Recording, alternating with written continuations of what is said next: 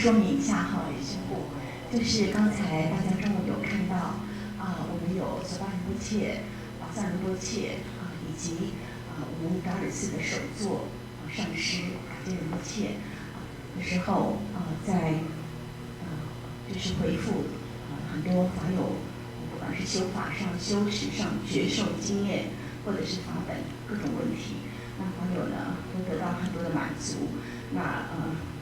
那明天我们还会再增加就是Drubchö就是达尔寺3年3个月闭关指导房的上师，他闭过3次的3年3个月，也就是他闭了10几年的关。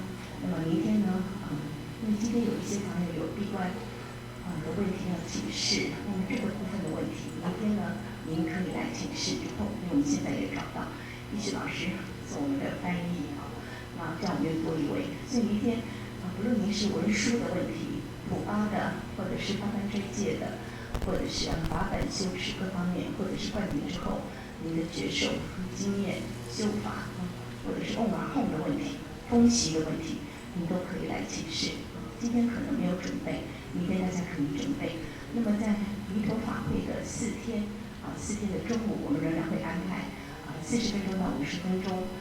那么如果我们还找得到中文翻译的话，我们有很好的达尔寺的阿弥寺首次出来台湾，那么也是Drubchö，那么也是闭过2次3年3个月专门都是在闭关的这样的一个我们的阿弥拉也都是可以很好的一个精进跟请示的这么样一个请意的一个非常好的，如果我们可以找得到翻译的话，那跟大家呢再报告一下。等一下仁波切进来的时候呢，莅临的时候请大家不要起立不要起立。那么现在所播放的呢是就是仁波切所唱诵的遥波上师寂静文。那我们现在会在每一座的前面都会先唱诵遥波上师寂静文的法本的最后4句，就是悲心祈请上师这个部分。那法界仁波切希望透过我们2天的禅修以及上课之后，那么大家能够对这4句都能够深深的烙印在脑海中。未来呢，常常意念上师的时候，都能够这4句都能够在你的脑海中浮现。所以我们等一下每一座呢都会唱法本最后的那4句。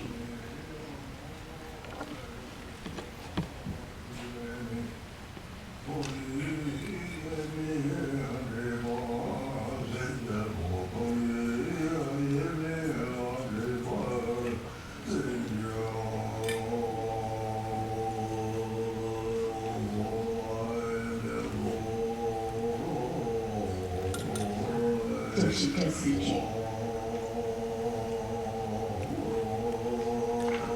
诚心祈请上师真宝尊，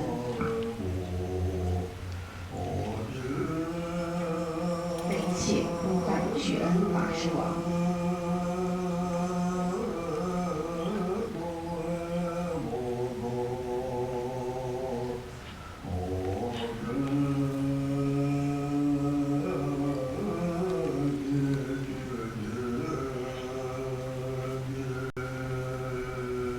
无福之我为名无托处。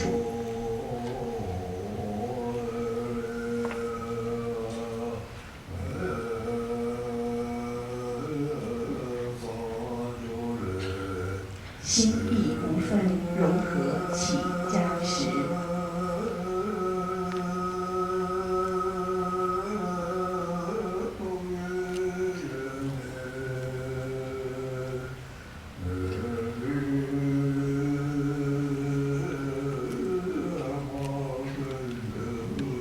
心意无分融合起加持。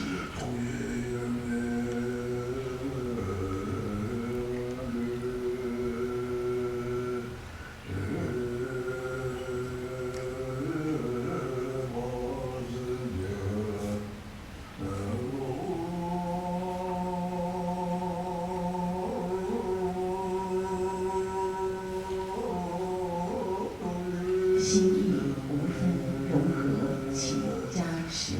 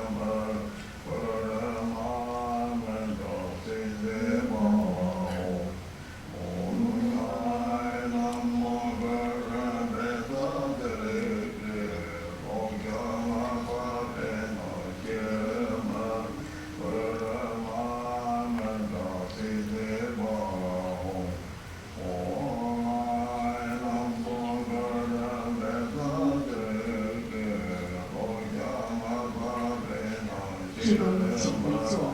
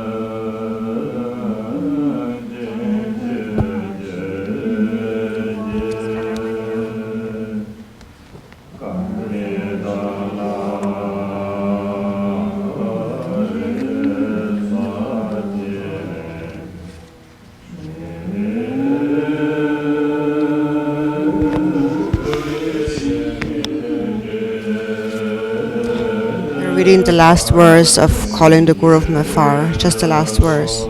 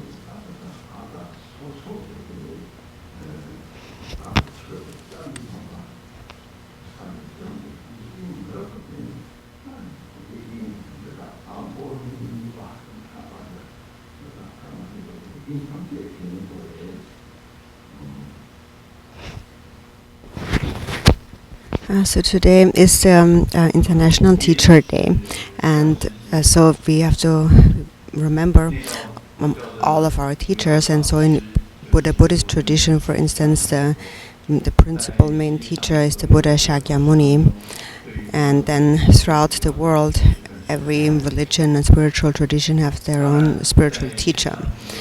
And so we bring to mind the teachers of the Dharma tradition, one's guru who gave you the refuge vow and so on.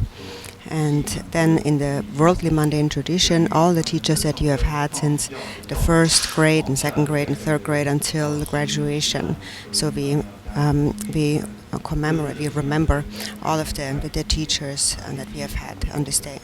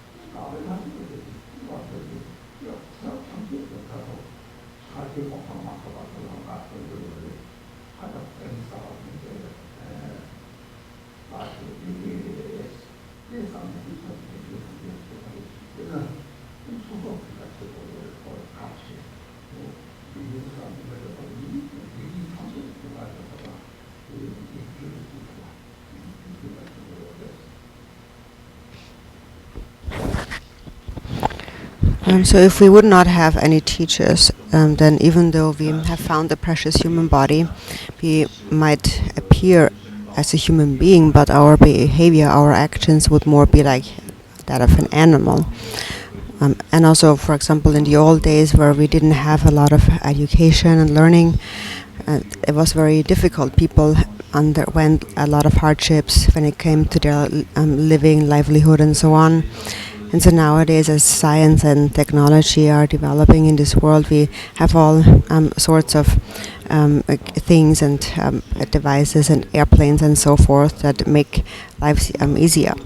And so all the happiness and the well-being that we enjoy in this life, in this world, is due to various scientific developments. So we remember all of these human teachers, and then also all the teachers of the Holy Dharma who show us a path from now on until we attain enlightenment throughout all lifetimes. They show us this path, and that is extremely vast and profound. So these teachers are extremely precious. And when you bring that to mind, then your faith and your trust in them increases.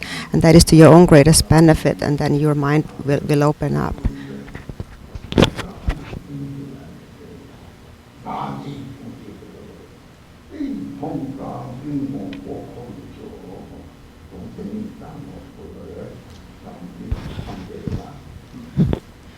So basically, if you think that all the teachers are really inconceivable, then faith and trust arises, and the qualities of the teacher will arise in your mind.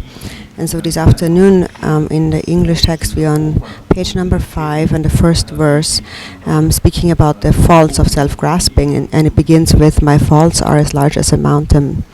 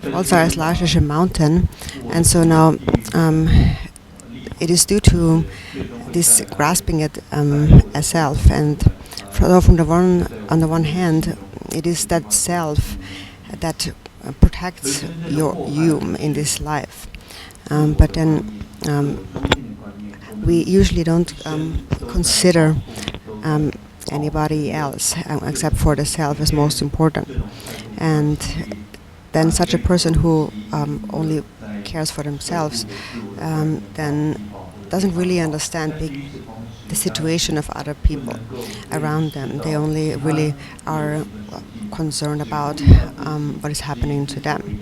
And because we are not really aware of the situation of others, this self increases and it turns into pride, as I mentioned before. And that is an ignorant view where you lack any kind of wisdom, awareness. So if you're not able to hold that view of equalizing self and others, then you will harm others. And if you harm them, they will harm you in return. So according to the mundane worldly tradition, we have to equalize self with others. And if you, of course, ideally, according to the Buddhist path, you would actually put others before yourself, cherish them even more. But according to at least the mundane tradition, we equalize self with others. So when we live in our countries in this world, in order to live well, we equalize self with others. And this leads to a stability of well-being. But if we only care about ourselves, then we will always encounter a lot of difficulties. And we create a lot of suffering towards the people around us. We will never be able to be of any use to them and always run into difficulties. So by all means, it is important, necessary to equalize self and others at least. Because for as long as you always consider yourself as more important than anybody else, you will always run into difficulties in this life and all future lives.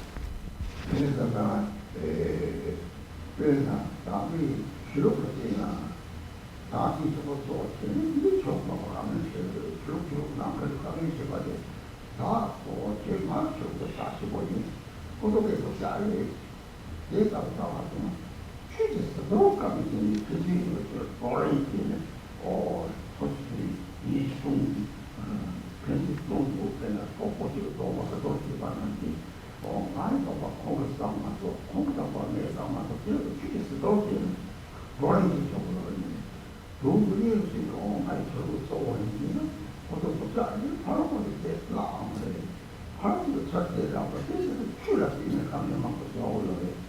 따뜻한 답을 내주는 거하고 출력할 수 있는 누가 있는데 나도 출력지 마지막 서비스 대전이 레비제 이렇게 같은 무슨 말로 세지적인 나중에 공부를 다른 출력이랑 세계적으로 다 기록하려는 사마다 생기들이 붙잡고 기록을 통하는 나도 이제 이 체제를 내리는 거를 이 통일되는 메시지를 통입니다.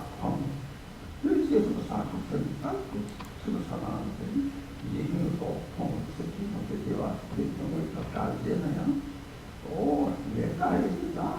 이 계속 작업하고 있습니다.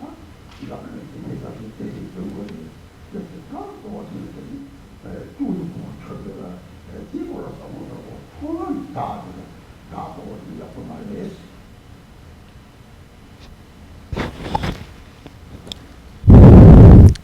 And so then, even if we practice the Holy Dharma, if we consider ourselves as most important, we will always encounter difficulties. So even in a religious sense, even within the Dharma, that happens all the time. For example, we think that my tradition is most precious and the other ones are not good. So of course, on one hand, in the Dharma, there is something like called discussion, where we discuss the Dharma and debate in order to refine each other's understanding of the Dharma. But that is more like this kind of debate and argument is more like two friends helping each other wash each other's face. For example, I'm cleaning my friend's face and he helps me clean my face. But that's not really, there's no real criticism within the mind. But then if we actually think that my own tradition is more important and the others are not so good, then if we express that, then something will come back in return. And then even when we practice the Dharma nowadays, that happens a lot. We always run into difficulties, and a lot of conflicts in this world are really caused by practicing the Dharma in this way, with such biased views. So actually, as religious Buddhist practitioners, any religious practitioner's responsibility is to create peace and happiness in the minds of beings. Actually, the two traditions have that responsibility. The mundane tradition responsibility is to improve the outer well-being in this world, in this life, and the religious responsibility is to increase the peace and happiness of beings. And the essence of peace and happiness in the mind really is love and compassion, and there is no religion that doesn't teach that. But for as long as you consider yourself as more important, it is your own ruin. And so it says, I hide the demon of ego fixation, which will ruin me permanently. So that will be, it will ruin yourself, it will ruin others, it will bring them down. It will ruin the happiness in this life, it will ruin the bodhicitta and altruism in future lives.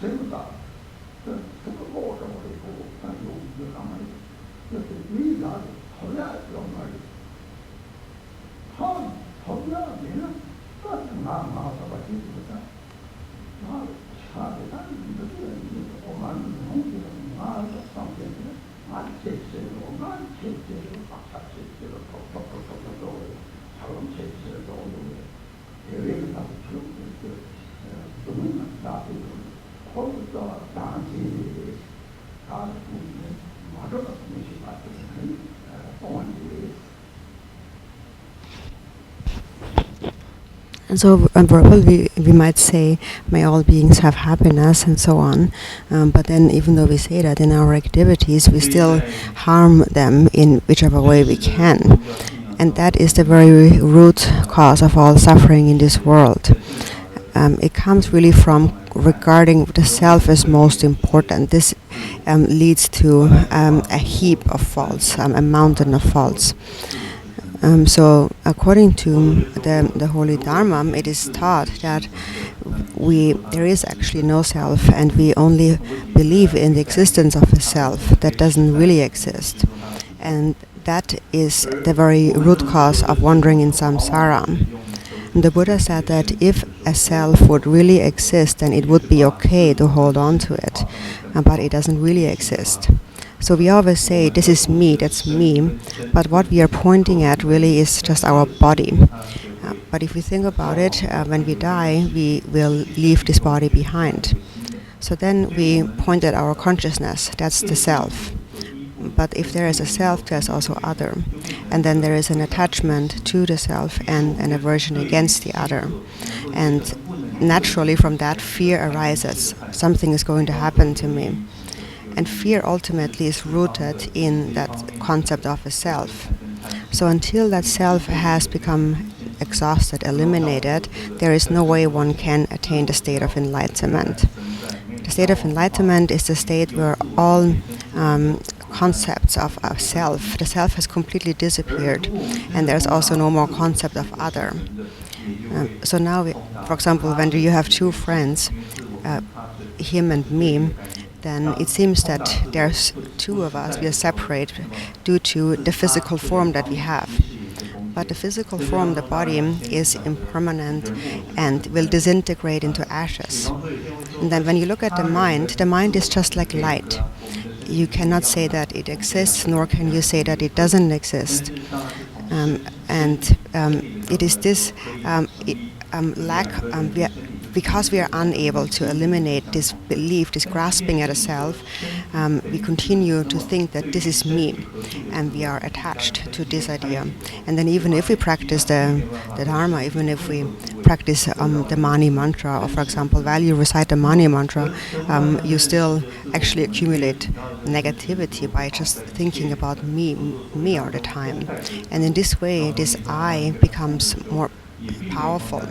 The habitual tendencies become thicker. The I's block grows. So it is said all suffering without exception comes from wishing for one's own happiness. This grasping at a self is the very root of wandering in samsara, and realizing that it doesn't really exist, that it lacks inherent existence. That knowledge is the knowledge of emptiness, or the realization of emptiness. 但是真正去拆解、去剖析它的时候，它是无法成立实有性的，而自我的非实有性就是我们所谓的空。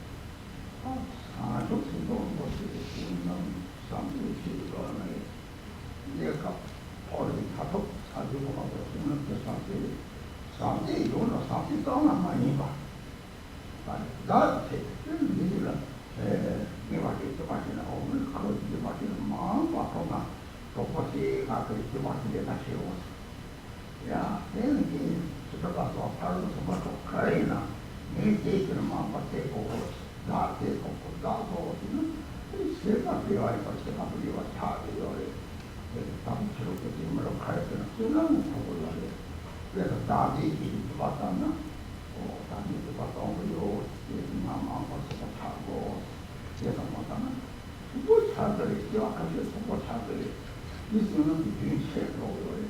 이수는 지금까지 제는 답을 통과시키고 그렇게 빼야 되고 이게 이수는 건 도체이지 자도 하긴 예상은 수능 속에서 그런 거 막 매일 답변이 오 신기 자기가 동화소문다 수능 정통자 예수는 기반을 나도 답변을 하고 그런 타다 사지에 용기하고 탔다가 교육이 하고 뛰어오는 게 하고 오늘 눈치고는 공부를 그런 상태 싸움하는 거 돌아 상태 싸움은 노래 상태 뭔가도 얘기도 싸워놓고 자동으로 그냥 교육하다 내가 정통으로 쓰는 수고는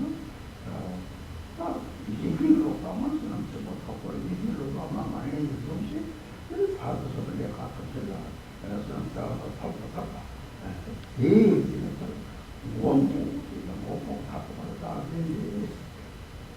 이 남기는 타고 사지 좀 이렇게 그러나 세계 용선 다른 사지가 나는 세는 세의 상기에 다리 내가 또 그래 그래서 이해를 하고는 이렇게 꼬아자 하니까 그냥 나가지고 나중에 하고 사지에다 버려 나 세고 나도 가지고 사지고 거야 사지가 이지가 사지 보냐고 말이야 남이가 우리가 맞아야 하고 왔단 말이야 나는 성품이 사실 또 많이 희망장비 또 많이 도와줘가지고 사지에 그래 또 많이 또 사바세니까 일일이 다 해서 các 일을 하고 나와서 눈에 사지고 하고 또 상공도 그래서 좀 인통 당시 중요하다 나도 그래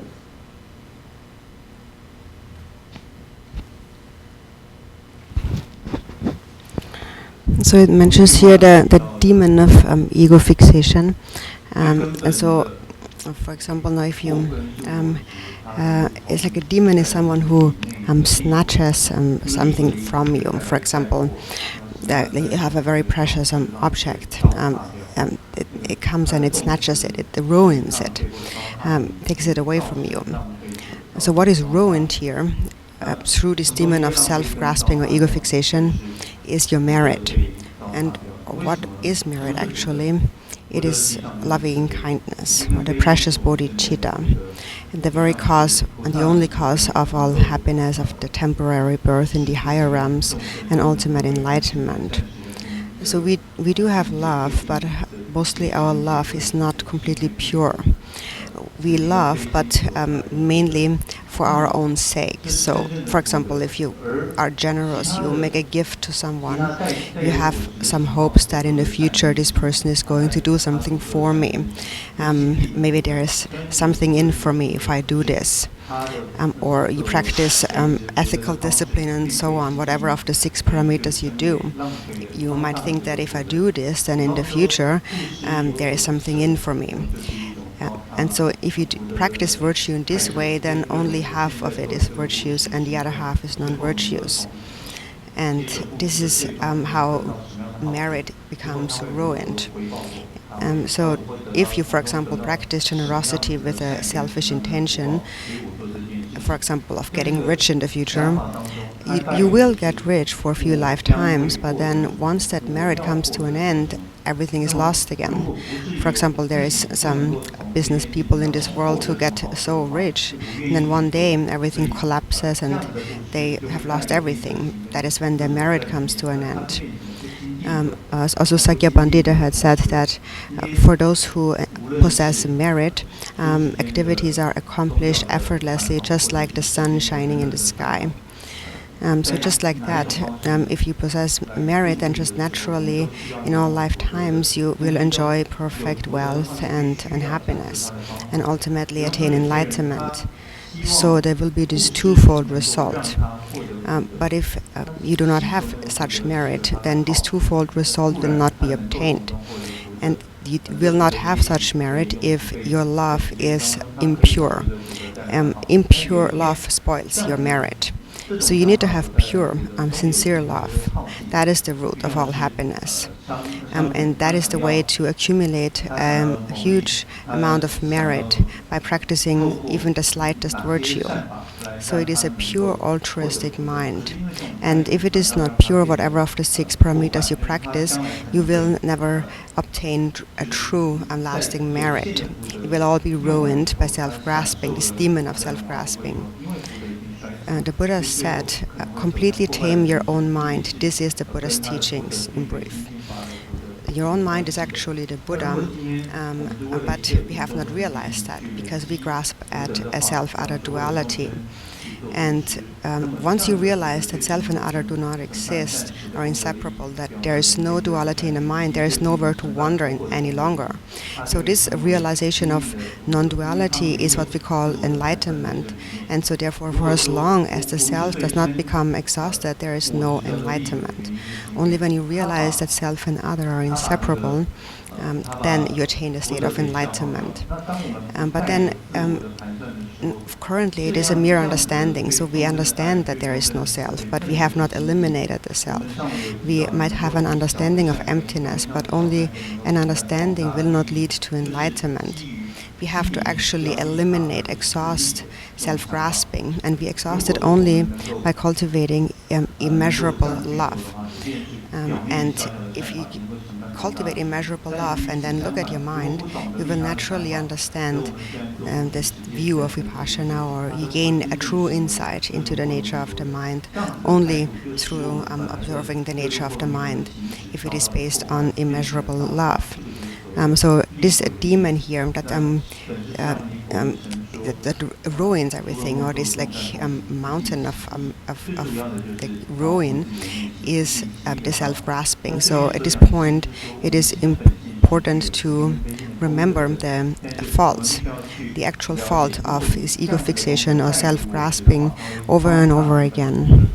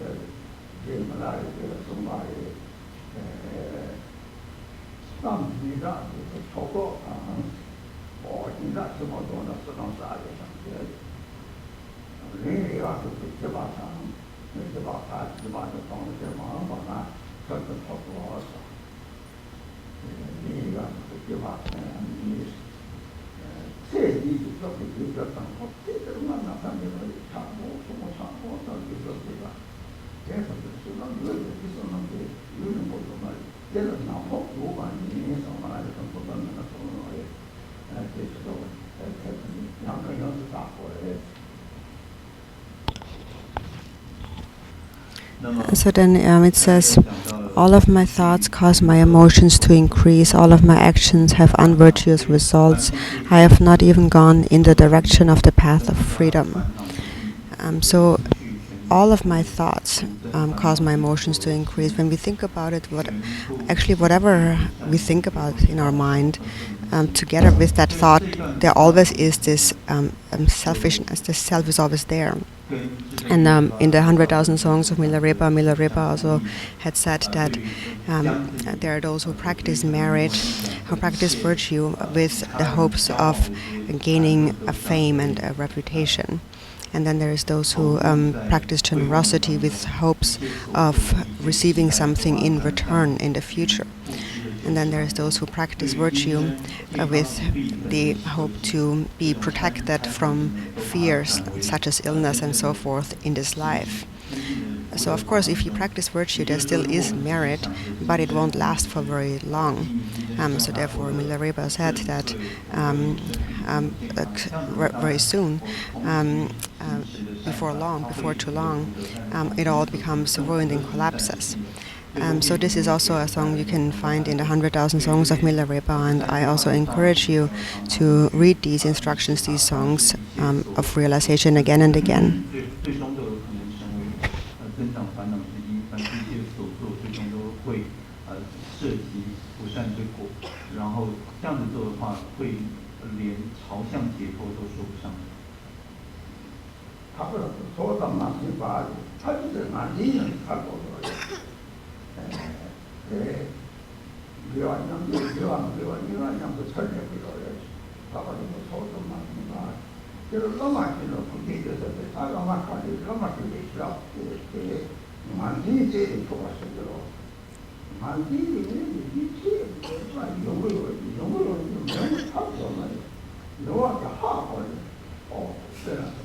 바탕이 정말 정말 저리 말이 이렇게 말이 이랬어. 기왕 그래서 이거 가지고 저도 오래전에 가창하고 하는데 탑들은 이거만 되면 말도 말이지 마 쇼핑 초도도 올라요. 코관사들하고 차오버리 마치게 proposto dell'anno che l'anno fatto 봐. l'anno fatto l'anno fatto 받는 상태에 l'anno 내리가 속도 l'anno 말이라는 속에 그걸 송다 송을 톡다 그러면 되게 l'anno fatto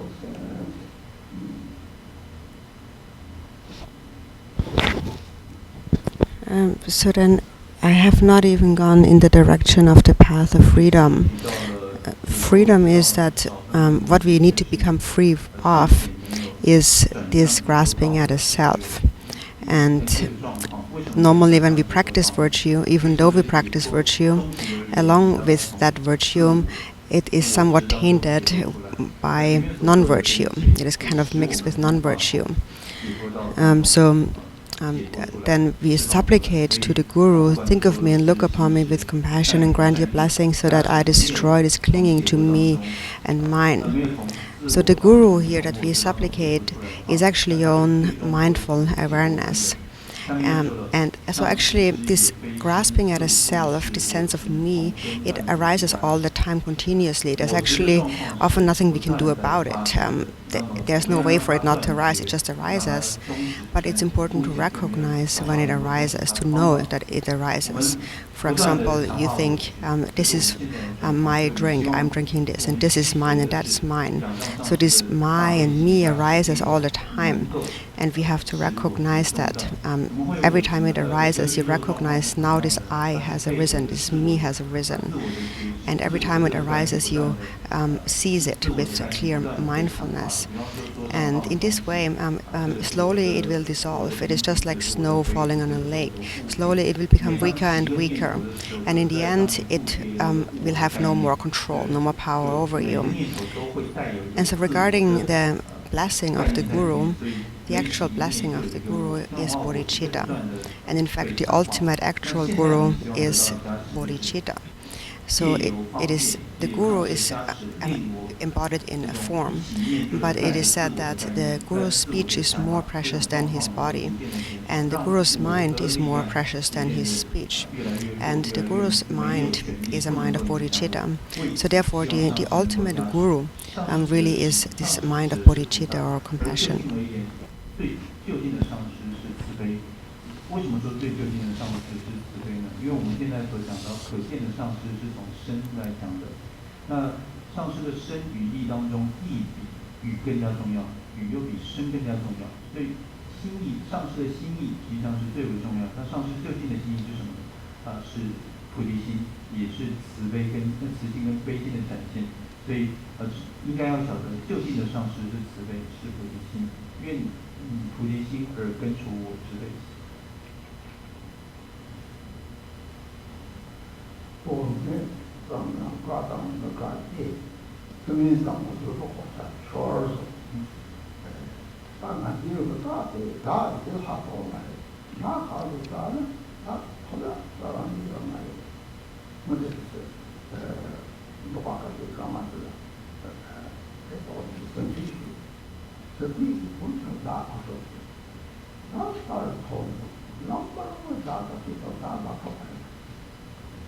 통은 나서가서 사람들 가르치고 꼭 마주주고 나타나는 사람을 되게 딱 끼는 식이 나만 많아서 가지고 그렇게 도매서 가가지고 저기 약골을 가하는 거다 띵아리스 저기가 그 말아서 저기가 또 띵아리 다 고그로 가지는 게 사단을 가지는 힘이라고 떠오르는 각 그리고 각 좁아 내가 내가 남북서가 나는 지금에서 뭐 깎이 나이서가 다 거래 그 하나 한국 다 보자고 하고 나 지금 너네 저거 좀 썼다고 나오래 내가 안 썼다고 봐라고 한 작업 잠깐 먹을때 내가 그 좀에 좀 가서 뭐다 좀 재미있다고 좀 과자 좋았어 그 말이 그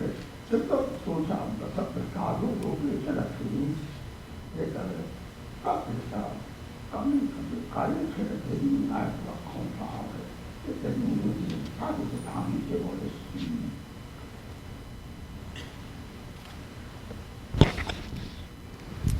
So then next it says, just a little praise or blame makes me happy or sad. A mere harsh word causes me to lose my armor of patience. So that is the very sign of self-grasping still being there. So it is something that is there, but we can't really find it because there is ultimately no self. So if you really look for it, again, we can't find it anywhere. There's a story about in the past, this Drubchö master whose disciple requested instructions on the nature of the mind from him, and the master replied, first bring me yourself. And so then he sent the student home, and the student was looking day and night for the self, but he just couldn't find it. So then he returned, and the teacher asked him, so did you find the self? And he said, I couldn't find it. And then the teacher said, so what are you doing here? And the disciple said, I'm here to receive your teachings. And so this is where the I comes up. And he said, here it is. Here's the I. I'm here to receive teachings. So it arises in this way momentarily due to a certain condition that causes this concept of me as I to arise. For example, if someone praises you and tells you how good you are, you immediately feel so happy about that. Or if somebody says something bad to you, immediately you get angry and you think that he said that to me. Anger arises momentarily. So it is just like a magnet that pulls towards it constantly these thoughts of attachment and aversion day and night all the time. So we need to learn to use various circumstances like being humiliated and blamed and so forth by taking these circumstances as the path, as it is explained in the 37 Bodhisattva practices. In this way, when it arises, you have to recognize it, when this concept of me arises. And this sense of me is the one that holds on to, that protects all these thoughts of attachment and aversion and justifies them. So it is that demon of self that snatches or from you or ruins all your causes of happiness. It causes them to freeze into an ice block, and it causes them to dry out, so they disappear. So a mere harsh word causes me to lose the armor of patience.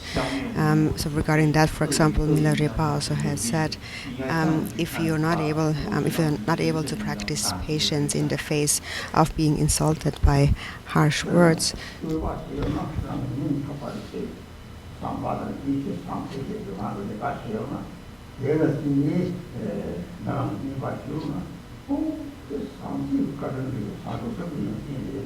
고독하는 날 기와 같은 동안 들었어. 삼세의 삼세를 양양 때까지.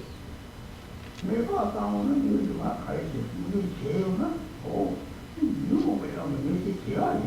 그 제어는 유목을 해서 나다는 마세기와 수만 가지 당는데 나는 제어를 되면 또는 뭔가 매일가 역시 받을 매일 아주 대략이 또는 가야 큰 것들에 역시 콩 매마시를 가고도 그래서 아주 수많은 게 됐다고 해요.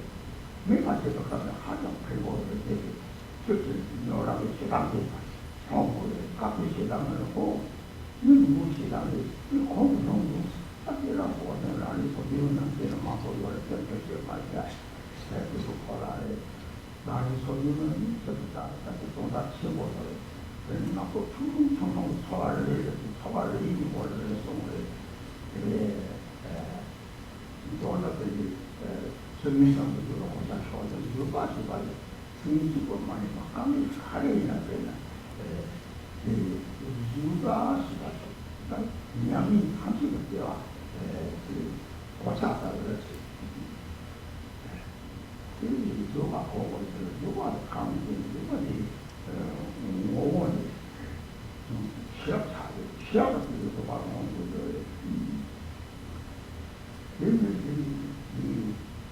나다 시합은 유목을 들으시 통지가 유목을 들으시 조금 내가 당연히다 했네.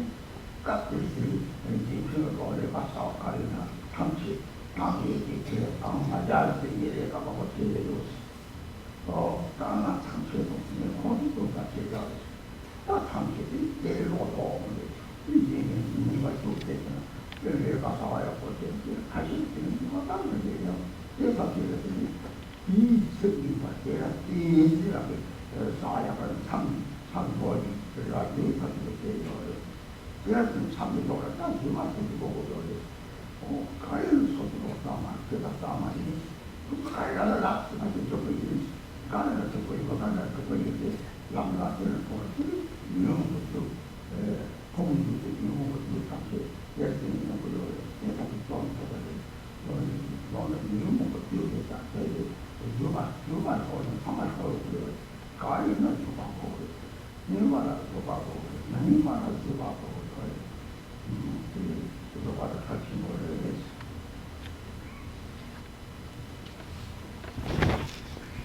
And so is this quote of Milarepa said that if you're not able to practice some patience in the face of being insulted by harsh words, then what's the benefit of like isolating yourself to a cave and practicing? So you have to be able to face the difficulty when it arises and accept and practice with whatever arises. Also, for example, when somebody praises you, when somebody praises you for something good that you have actually done, then you should not just feel happy about that, but should think that this is due to the quality of love, or this is the quality of bodhicitta, and now I have accomplished a great virtue, and that is excellent. And you cultivate the kind of a devotion, a faith in loving kindness. And also, on the other hand, if someone blames you, accuses you of something that you have actually done, then you recognize, I actually have done that with an afflicted mind. And for as long as I allow these afflictions to remain within my mind, not just now, but in future lifetimes, I will always encounter difficulties when these karmas ripen. And Drubchö had said that I do not wish for praise, because when being praised, praise increases pride. I rather prefer to be criticized and blamed, because this will exhaust all my hidden faults. So this is how the bodhisattvas practice, just as Drubchö had said. And from that perspective, actually being accused and blamed can be very beneficial for the practice, because it is something that triggers and brings to the surface our anger. And then you recognize, oh, I'm angry, there is anger. And now it came up. So you basically practice according to the 37 Bodhisattva practices. There is no need to explain this in much detail here. Would not be the best use of our time, but it's very meaningful for you to read the 37 practices very deeply. And so then whenever a thought arises, even the slightest feeling that arises, the 37 practices have an antidote to that kind of problem. And so here now it speaks about the armor of patience, and it is not just practicing patience when someone speaks to you harshly, but it means to practice patience in the face of any kind of difficulty. And actually patience is the core essence of all practice. It's like armor. And so what is patience? The essence of patience is actually wisdom. If you have wisdom, if you have awareness, you will practice patience naturally. And if you practice patience, you overcome the 4 maras or demons, like the demon of the afflictions and the demon of the aggregates and so on. If you do not have patience, then you might, for example, do many good things, work really hard, but then ultimately, when there is no appreciation for what you have done, then you might grow weary of it and tired. And this is where the pride comes back in, where you feel that I have done all of this and I have done so much and nobody appreciates it, and now I'm tired and I did it for them but they don't see it. And so then, oh well, then I won't do it anymore. So in this way, actually then turn away from positive activity. On the other hand, no matter what other people say,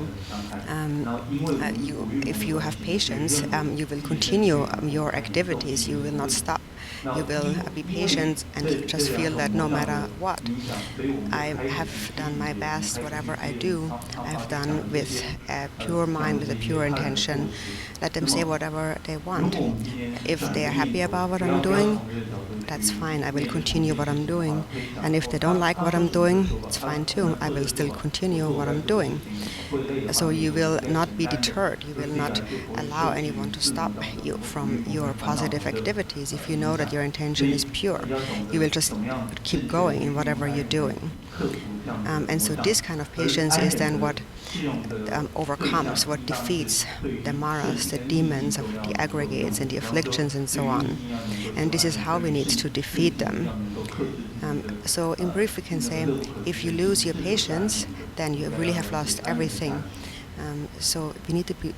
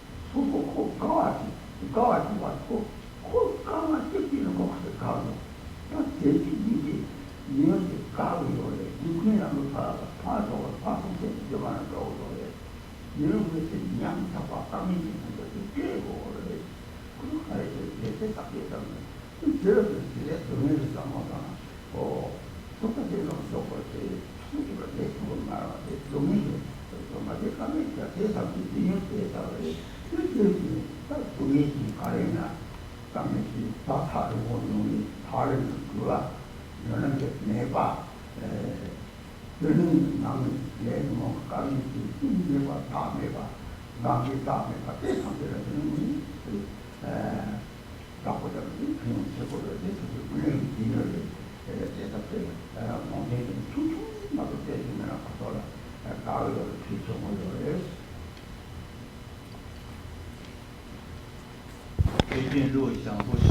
So when you lose your patience, you have really lost everything. And patience need to be practiced in any circumstance. So when in the face of negative circumstances, you need to be patient, but also in the face of positive circumstances, you need to be patient. So patience is really most important. And then it says, even when I see helpless ones, compassion does not arise. So that is a very important line, actually.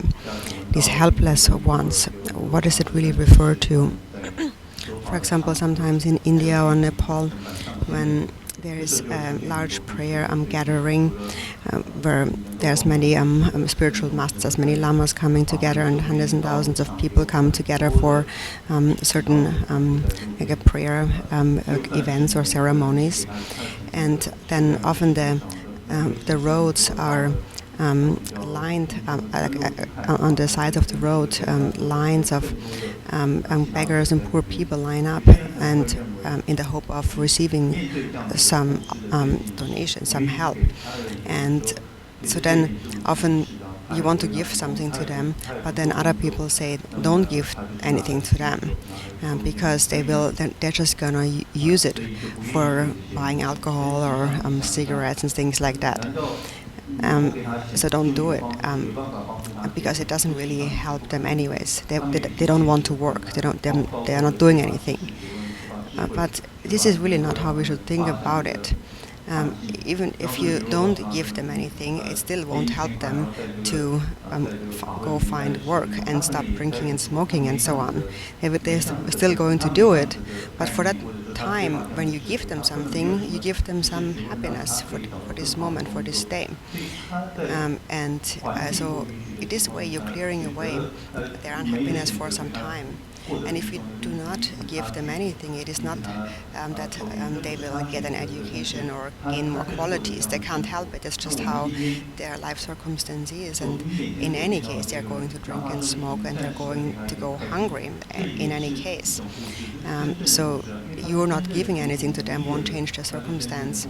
But if you give something to them, they will feel happy for at least some time.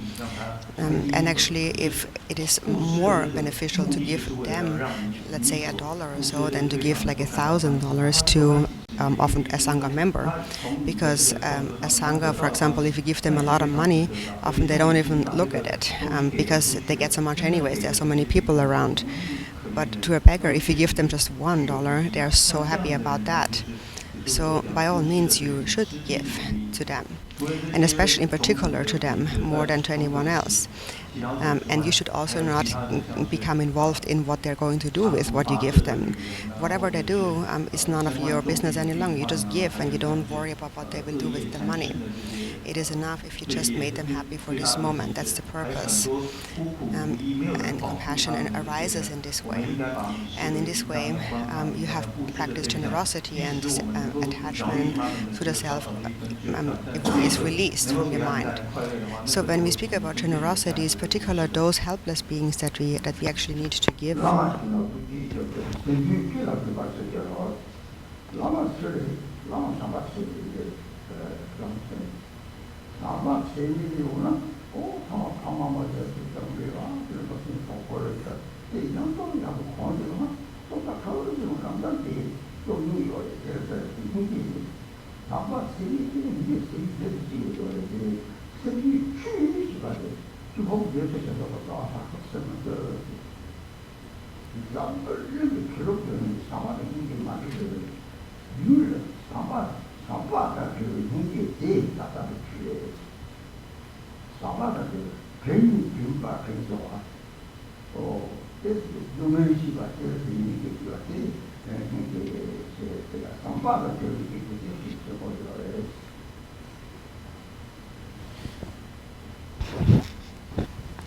So you're even for just one hour, if you give them something, even just $1, for some time, for an hour or so, they will feel happy. So in particular, it is important to give to those who are helpless and who have no one else to help them. Those are like our primary places of being generous to. Those who suffer, who have a lot of difficulties, or a traveler who comes from far away, or a person who has been sick for very long and who has no one to care for them. So that is real generosity. And it's very important to practice generosity in this way. And so then it says, Guru, think of me, look upon me quickly with compassion, grant your blessing so that my mind blends with the Dharma. So who is the Lama again? It is immeasurable love. And immeasurable love, if you possess that, you will see everyone you encounter as a parent. For example, a little insect. If you habituate to love over and over again, then you will want to protect even the smallest little animal. So that is compassion arising then. From once immeasurable love has arisen within you, then finally true compassion arises. It is said that the root of the 84,000 Dharma teachings is bodhicitta. And in this world there is no religion that does not practice that, loving kindness and compassion. So what we call the Dharma is a compassion that is infused with loving kindness. And such a compassion remembers the kindness of others and wishes to repay their kindness.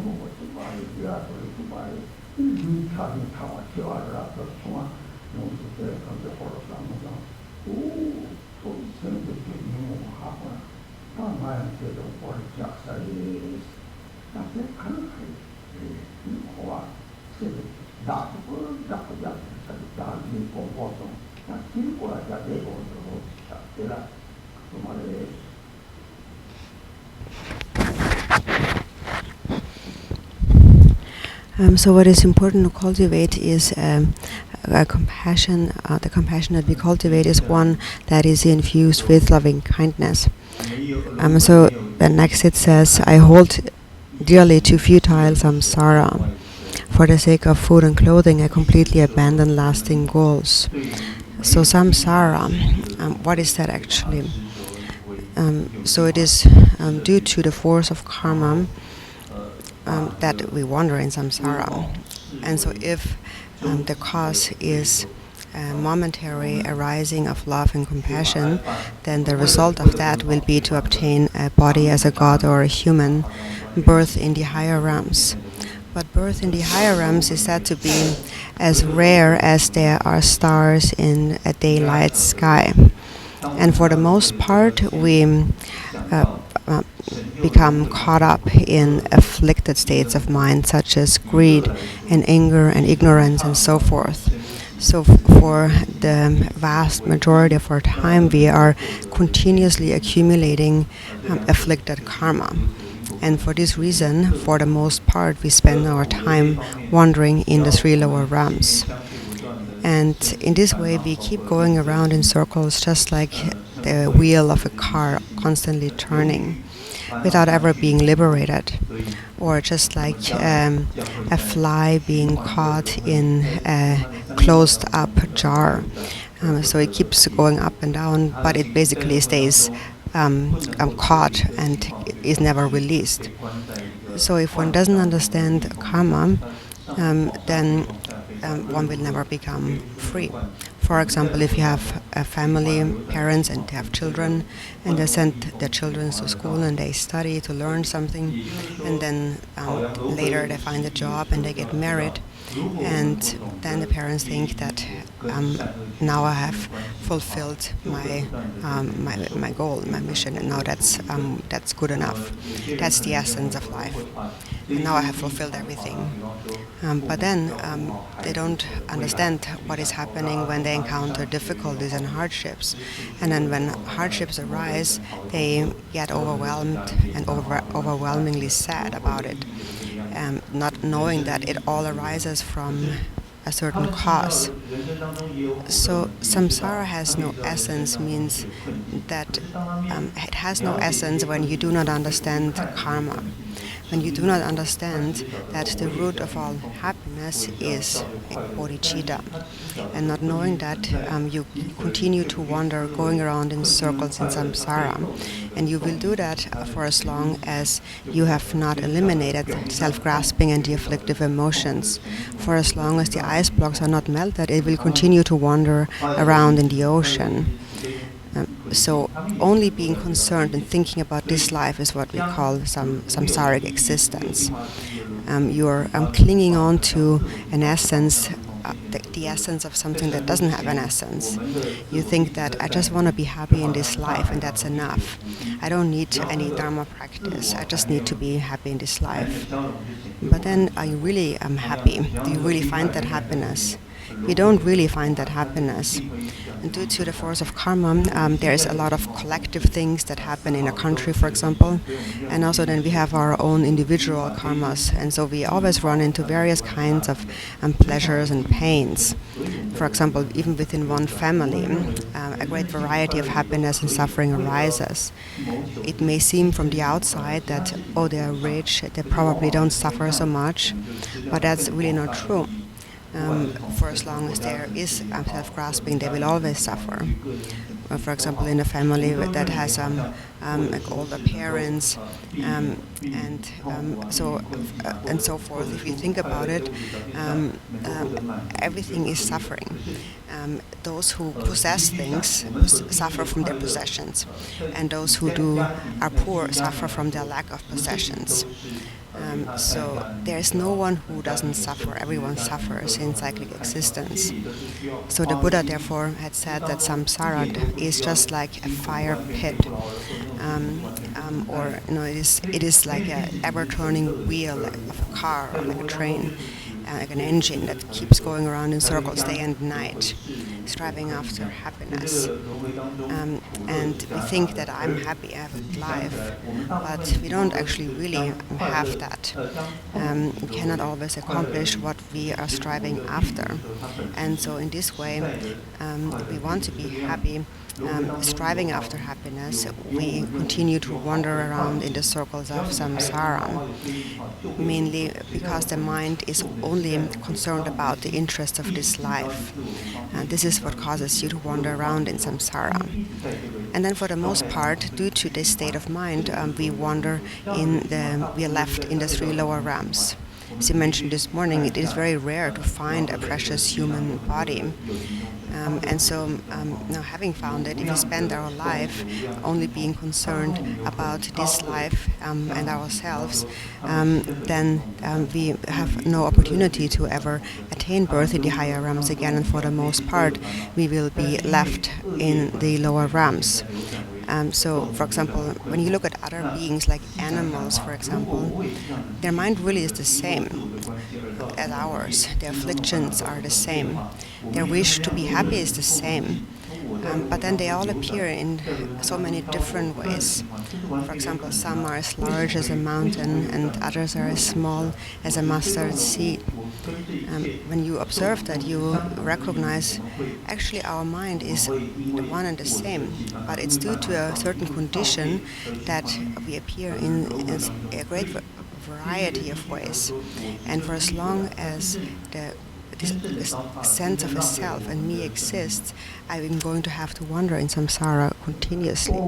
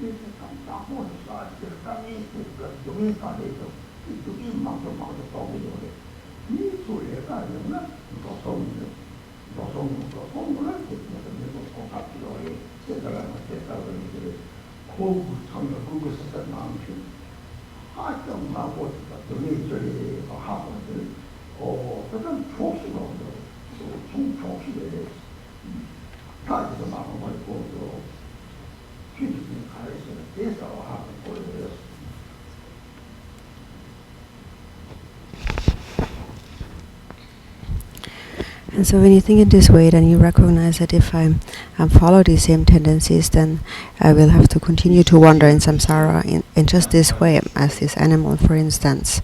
And this is because I am only concerned about this life. And so this is this demon of ego clinging that will force you to wander continuously in samsara.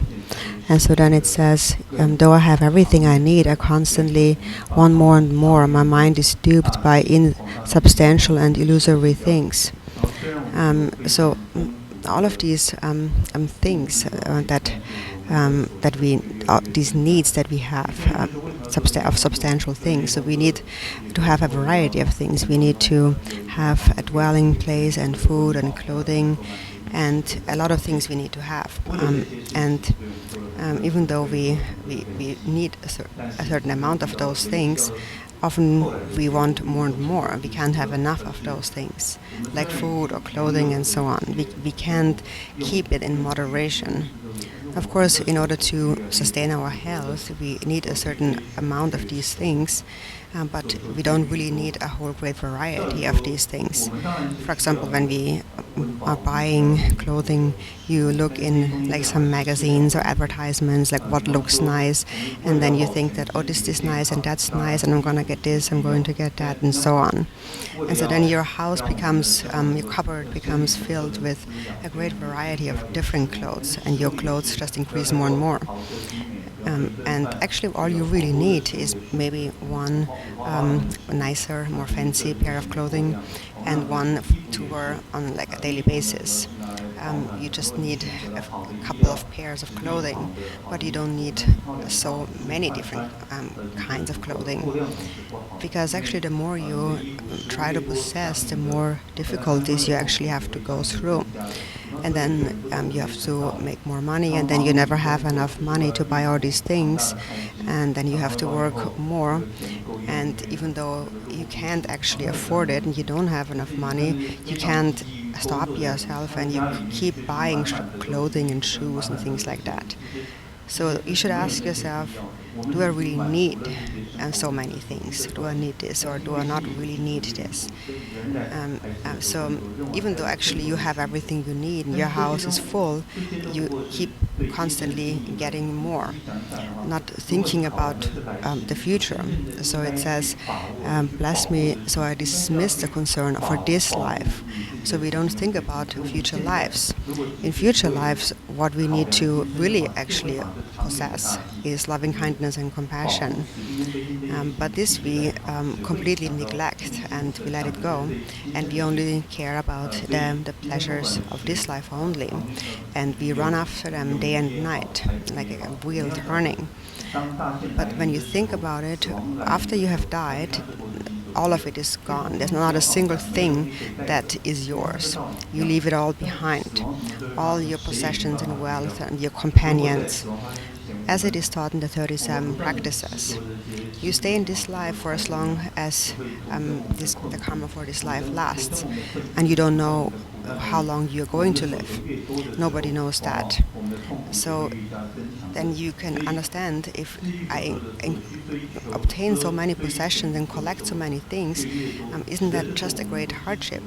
Actually, we are constantly increasing our problems and our sufferings deliberately. You need to get more things, so you need more money, so you need to work more, and you have less time to rest. If you don't need so many things, you also have more opportunities to rest.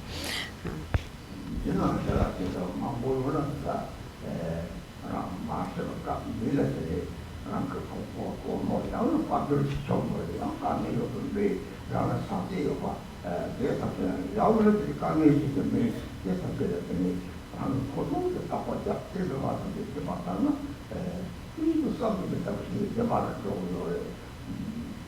대진이 고도가 가오려라서 기와기 되는 게만 제가 돌아가요 그리고 대리가 해가지고 고속으로 싸우고 공공 해비요 소소를 좀 필요한 정도로 대리가 따라서는 그 사람만 좀 받아오나 이가 같이 좀 다시 시작하여 이렇게는 그래서 기사 가서는 사양받기 실을 파가서 갔다 이 다니는 사람들이 자기 기사를 이 다니는 여기요 그거 소리 비교해요 우리가 말이죠 다니지 다서 우리 좋아하는 거예요 예를 들면 있습니다 다때라고 마음을 쓰는 다니요 같은 데가 이 기억이 상을 하정하고 닦아야 마사는 야기가 그래서 있었지 참 일지워지 그들은 다른 강그를 샤에 그들을 라송을 있으나 제리다 제라서 소리에 대해서 자라 마마가 제리들이 그림을 내리면서 사배로야 이 하고에 다다른들이 지바 제라서 봤을 때 보이더니 시스템을 이용으로 마음받는 권소설을 계속할 소송으로 계속 계획을 제시라는 감이 드루치가 마다바에 내가 한테로 그게 제대로 공원에서 저와 마다바가 그런 거 기타로 마스터들 차는 그들이 되게 자는 하다 아시고 싶으신 예를 들어서 있으니까 좋다. 야라는 마음으로 이렇게 하다 진짜로 보시면 사람들이 연구만 하고 연구만 해봐. 방법을 설명도 대기 빵 말할 설명도 받을 수 있는 게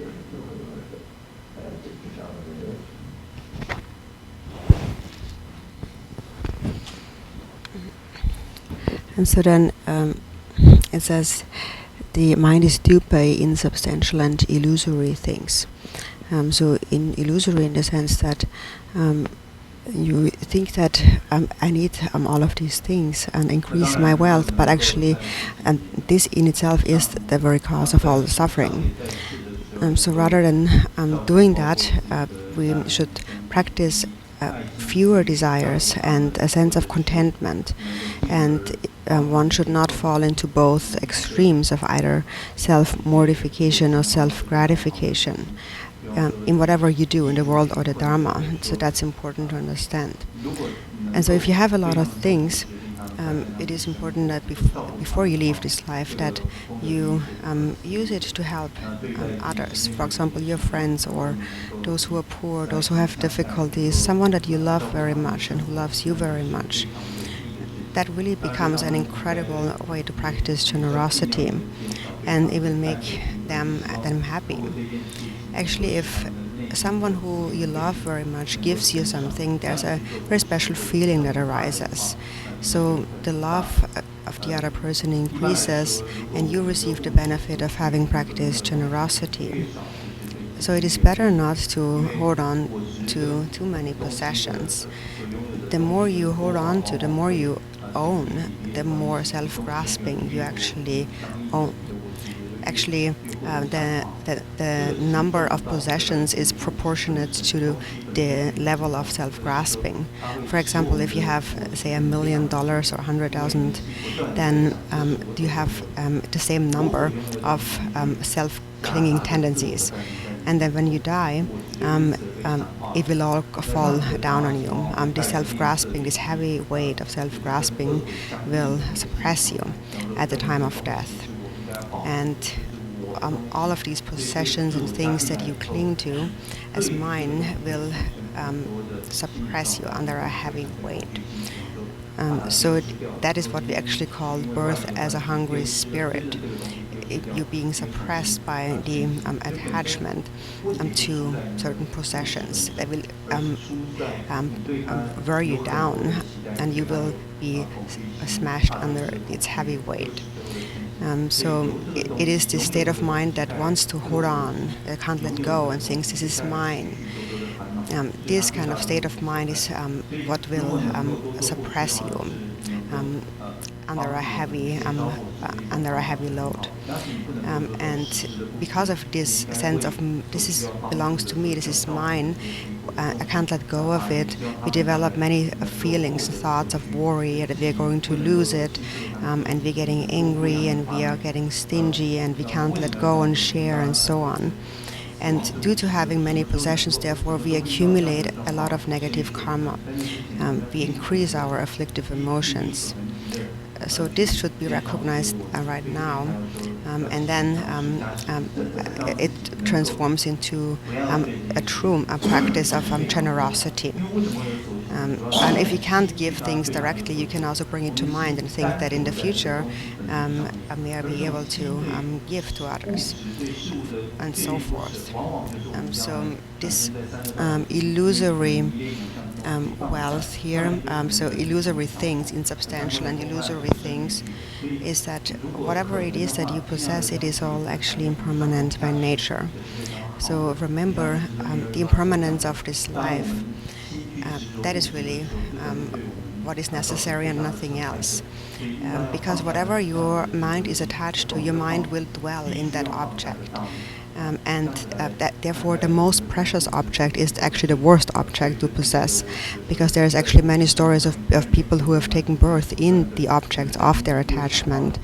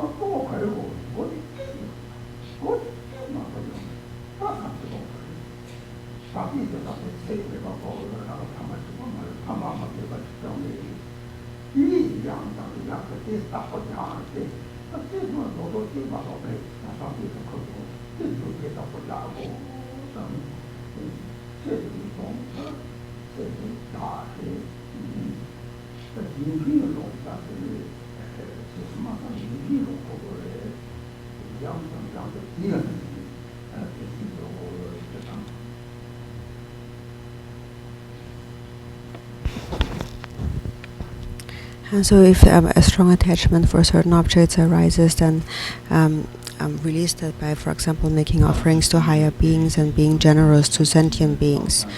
Also then, Namila Ripa also said that when you give up whatever harms your mind, and that these are the afflictions, attachment and greed and stinginess and so forth.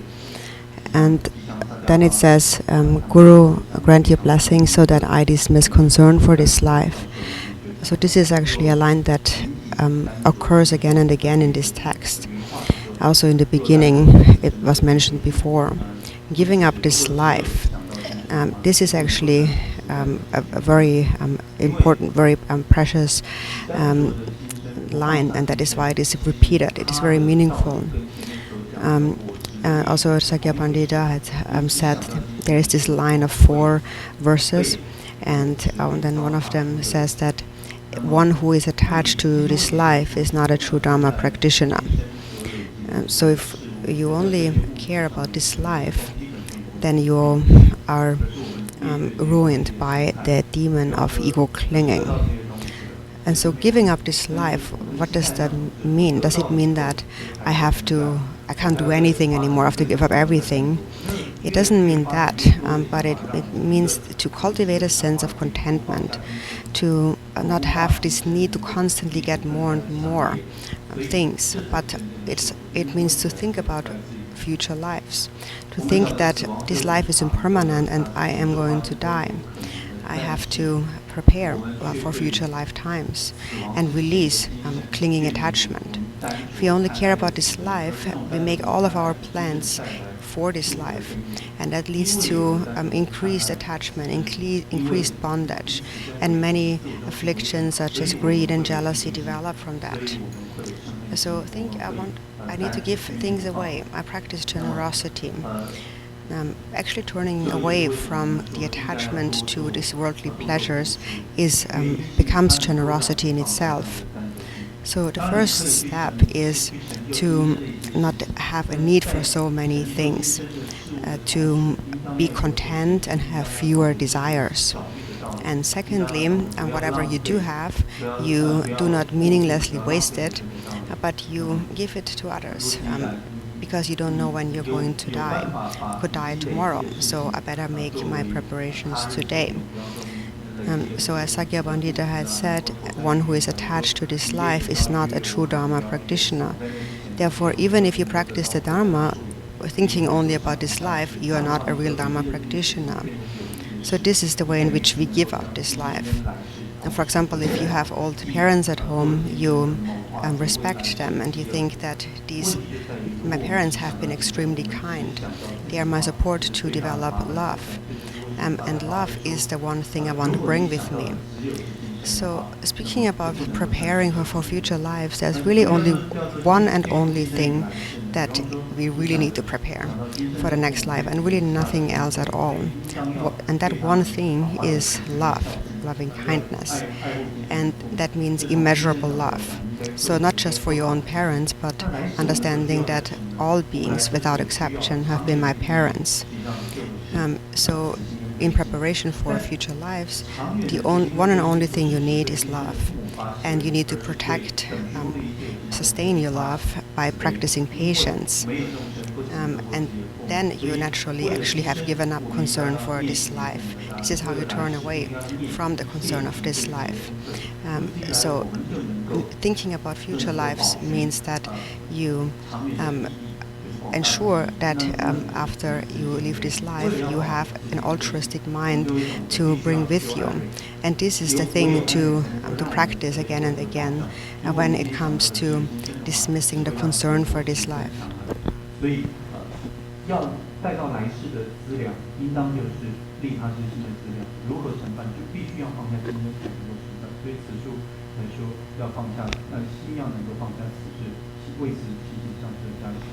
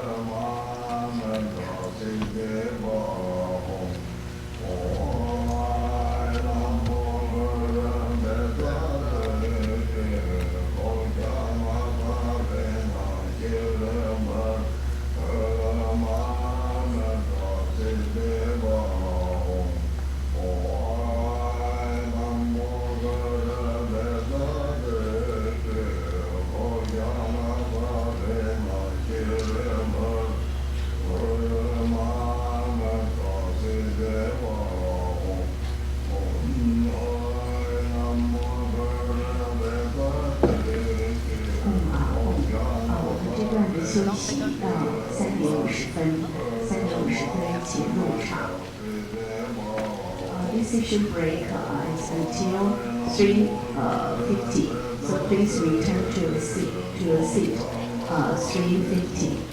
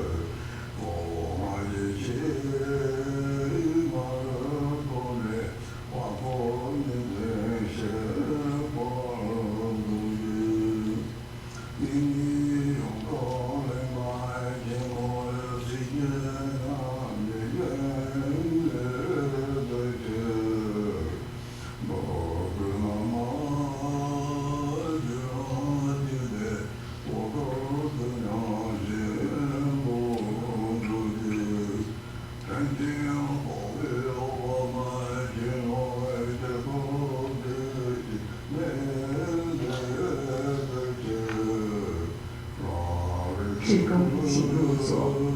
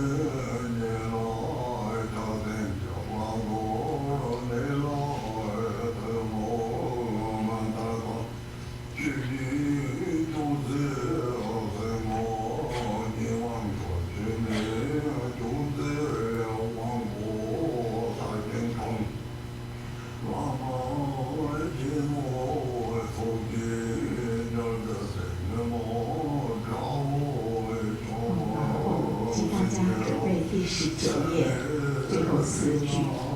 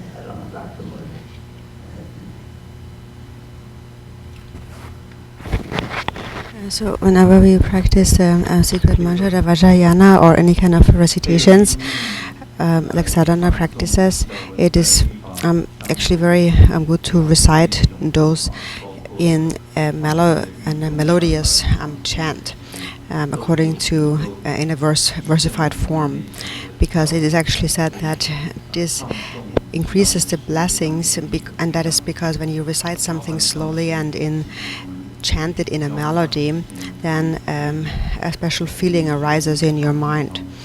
And so this particular prayer of Jamgon Kongtrul's crying for the Guru from afar is very precious and practiced really throughout all the different Kagyu traditions. So now I'm going to sing, chant the melody, and then also later the Sangha can chant the melody, and you can learn it from them. They have also, many of them, a very good voice.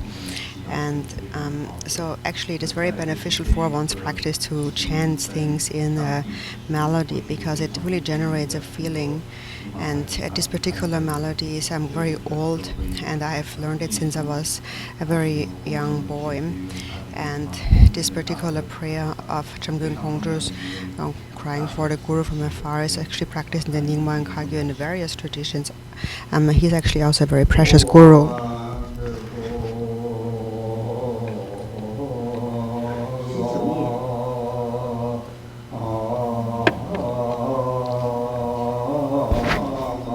the last verse in our text.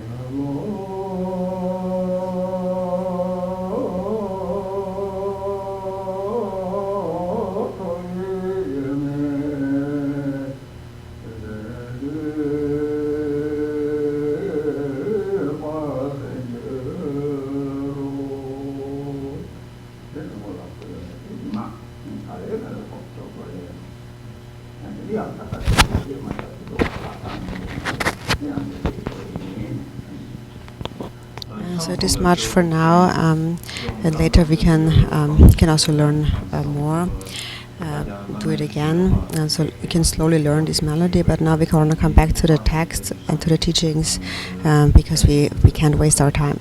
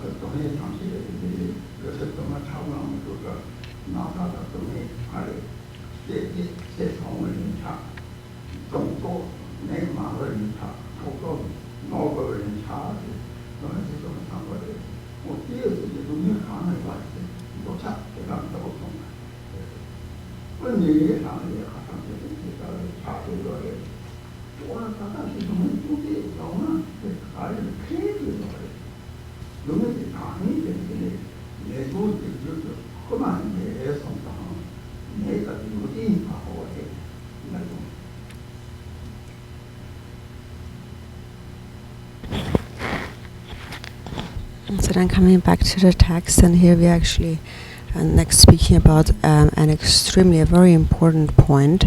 And so here it says, I cannot endure even the slightest physical or mental pain, yet I am so stubborn that I have no fear of falling into the lower realms.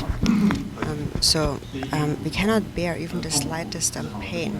So for example, if you have like a toothache, people spend a lot of money and endure a lot of hardships to see a dentist, for example. But then while we are doing that, we have no fear of falling into the lower realms. So what about future life? So first, all the suffering, the illness you experience in this life is rooted in the activities that we have engaged in with an afflicted mind in previous lives, such as illness. So for example, you have a tooth ache. These kind of things are related to verbal misdeeds, such as telling lies or idle talk or divisive speech, which is actually the worst. In terms of telling lies, there's actually beneficial lies and harmful lies. For example, a beneficial lie would be a lie that actually reconciles beings, brings them together. And actually it is said that when there is bodhicitta to a bodhisattva, the 10 or the negative actions are actually permitted. So actually, on the other hand, if one practices virtue, but mainly does that with a selfish motivation, then the virtuous act becomes tainted by self-grasping, and that leads to both benefit and also harm. And as a result, we experience suffering in our bodies and minds. And even the slightest suffering in this life is something that is difficult for us to bear, such as illness and pain and so on. And these are all like karmic creditors coming to collect their karmic debt. And there is basically three kinds physically. There is the karmic creditor of having taken the lives of others, which is, for example, a short lifespan. And then there is the karmic creditor of a frequent illness, which comes from having abused the bodies of others. And then there is the karmic creditor of one's wealth that comes from having stolen the wealth of others. So any suffering basically arises from any action engaged in with a motivation of either attachment, aversion, or ignorance. But then, from a practical perspective, actually, even the slightest suffering is actually very beneficial. If we accept the suffering that arises and also understand that suffering and misery and illness and pain and so on are a purification of negative karma and also an encouragement for us to engage in virtuous practice. So it is good to understand them actually to be a good quality for our practice.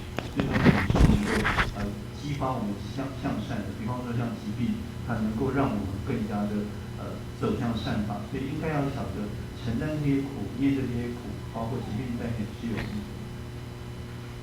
그러니까 나와사기가 다 하고서는 대화를 내가 털는 토다털 아마도 이제 있죠.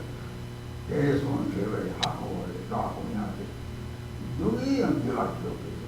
아니 나타나 저기 가 있으면 이쪽 있는 거 가는 문제 사람들이 사고를 해. 그래서 있는 것만 그랬잖아. 상관하고 이 영의 대가가 저기 야 아마 저게 다 상도를 그런 속도를 마음을 저기 문제로 내가 필요한 다섯 개가 내가 필요한 정의 상에 있고 특히 삼백지 정의 되어 특히 삼백지 개인적으로 다 정말 돈이 특히 삼백지 상태를 주는 상태를 매주 나타나면 이게 맞추는 거예요. 상태가 제가 매주 딱 들어오는 관계만 나타나게 돼서 나는 지금은 소화하는 거야. 나는 지금 매주 때는 결정을 누구야 사는 거지. 답답한 답이 제발에 그래도 남아 사지를 나와 남아 세미를 진짜 상태를 라면 사발을 이렇게 이거를 뒤에 따라서 하고는 그래도 다른 좀 해상수를 가는데 나팔을 동에 가는 거가 서서 동네에 딱 있고 생각하고 동네에 가서 마음에 동네에 저 사람들을 예상만 하면 좀 상태에 가지고 생기지 말아야 돼. 그게 참 예를 들면 나타나는 강의 이 맞잖아. 이거 너랑 재밌지. 또 다른 이거는 나타나는 게 다타는 거 다타서 와. 다른 요바는 다타. 그 다트는 그래서는 제가 스마일 먹으면 그래서 이유는 못한 거예요. 다타는 이유는 또 있잖아. 要完了都加什么这个就怕什么呢？这个我当这个你从这有让我拿了当当这个到什么呢？不能打你这个。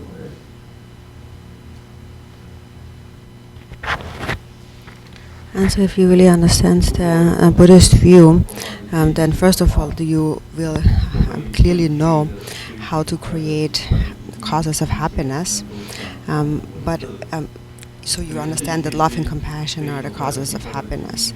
But also, you will actually be able to transform suffering into happiness. Everything becomes a cause of happiness. So whatever arises, whatever problem or sickness arises, you recognize the afflictive emotion that has caused that. Whatever arises, you recognize this was caused by attachment, this was caused by jealousy, and so on. So whatever arises, you remember the 10 negative actions that have led to this kind of suffering. So the cause lies in something that you have done in a previous life, and what arises now is a karmic debt that has to be paid off. And in this way, you are able to avoid more suffering in the future by avoiding the causes of suffering. So this knowledge is of temporary benefit and ultimate happiness. The temporary benefit is that you temporarily, for the time being, you learn how to accept any kind of disagreeable circumstance, and you recognize that all sentient beings actually experience such suffering. So ideally, as like a bodhisattva, you're able to remember that. Then it becomes a practice of donglen, of taking the suffering of others and giving them your happiness. You're able to give love to sentient beings. And if you love them, you really can do that because, for example, if a person who you love very much gets sick, you feel very upset about that and you cry and you remember them. Your mind goes there. On the other hand, often if there is someone who you have no special loving connection to, even if they are tortured and cut open, you wouldn't think much. For example, when you see a fish or so being cut open, you often don't feel anything. But imagine someone who you love very much becomes stabbed and cut open by a knife. The feeling you would have is unbearable. Actually, they are all the same when the mind pervades with love. So according to the Buddhist view, if you have developed love for all beings, then this kind of state of compassion for them naturally remains. So with that understanding of this Buddhist view, you learn how to accept or tolerate any kind of difficulty, and you recognize that all beings in this world, everyone suffers really. There's no one who doesn't suffer. Everyone has their own suffering. All sentient beings do. And you will think that may my own suffering purify all of their suffering. So I become like their representative of suffering. And you can, because your mind actually is already one with the mind of all sentient beings.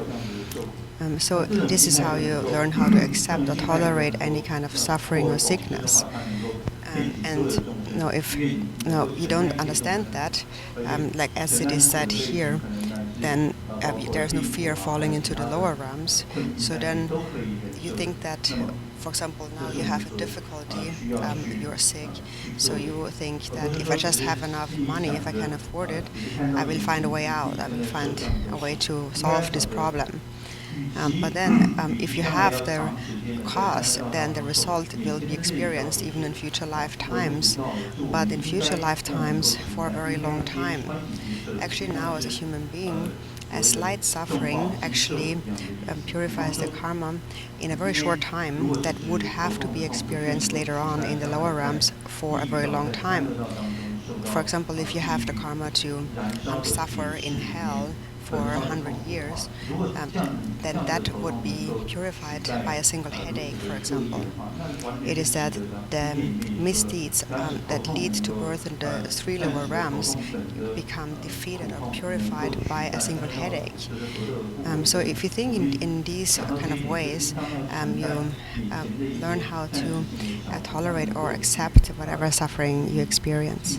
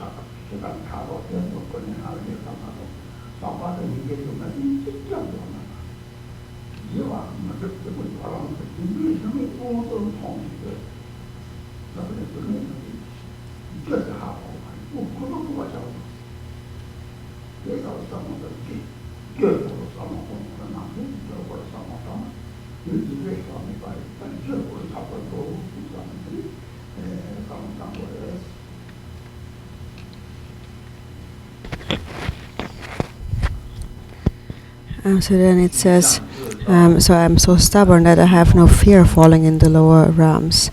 Though I actually see the inevitability of cause and effect, I still do not act virtuously but increase my wealth of evil. Why is it that I have no fear of falling into the lower realms? It is mainly because of not understanding karma, not really trusting in karma. So you think that I'm doing fine, I don't have a lot of suffering, I'm not sick, I just want to have a happy life and I have no need for any Dharma practice. But then you don't know that the slight happiness you now enjoy is the ripening of some virtuous karma you have committed in previous lives. And when that comes to completion, then there still are those afflictive emotions present in your mind. And you don't see that. And therefore they increase, such as stinginess and greed. Which then becomes, for example, the manifestation of the hungry spirit realm. So then all those beings whose predominant affliction is greed then create this hungry spirit realm. And those whose predominant affliction is hatred go together to hell, and all those ignorant ones go together as animals. So we become like this kind of like solid thing due to the predominant afflictive emotion. It's just like earth gathers together with earth and water gathers with water and so on. Likeness gathers with likeness. And so we don't recognize the afflictive emotions as a fault, and therefore there is no fear of falling into the lower realms. And then, though I actually see the inevitability of cause and effect, is that for example, in this world, there are various countries and they are not all the same. There are some countries who experience more well-being and others who experience more suffering. And even within one country, people have different experiences of happiness and suffering. It's not the same. And even within one family, they're not family members do not all experience the same experiences of happiness and suffering. Now, some people think that no, it's because of someone has an education, or it's because of their kind of cultural background and so forth. For example, they think that no, they are in this kind of position because they have studied and they have graduated and now they are in this position. But actually, it all is due to the forces of karma. And this is something that we don't understand. We don't really understand the actual cause of happiness. And so this lack of understanding of karma is what we call ignorance. For example, in this world there is some countries that are constantly at war. Each and every day they're always fighting. And that has a cause. And that cause we surely have to consider. Because do they like to fight all day long? Of course not. Nobody likes to fight. But because they have created the cause of hatred, they have developed the other afflictions, such as pride. So basically, first it actually begins with pride, and you think that I want to be happy. That's most important. And then in order to achieve that, you get jealous and competitive, and then you don't care of what happens to anybody else as long as you have what you want. And in the end, that ends up with resentment and hatred and fighting. So the wars in this world, for example, are the result of karmas accumulated with hatred. So when a karma of hatred is accumulated, first there is the result of full maturation, which is birth in the hell realms. And so then after that, there is the dominating result, which is taking birth. For example, even if you take birth as a human being, you might take birth in a war zone. And then once you're born there, then there is the result corresponding to the cause, which is twofold. There is the activity corresponding to the cause, which is you causing harm to others again. And then there is the experience corresponding to the cause, which is, again, you experience similar experiences of suffering. And again, you fight. So that is why there is so much wars and fighting in this world. It all arises from ignorance, which does not understand the fault in the afflictive emotions. And not knowing that, you develop afflictive emotions like jealousy and hatred, and so on. And so, where are those afflictions? They all are in my own mind, actually.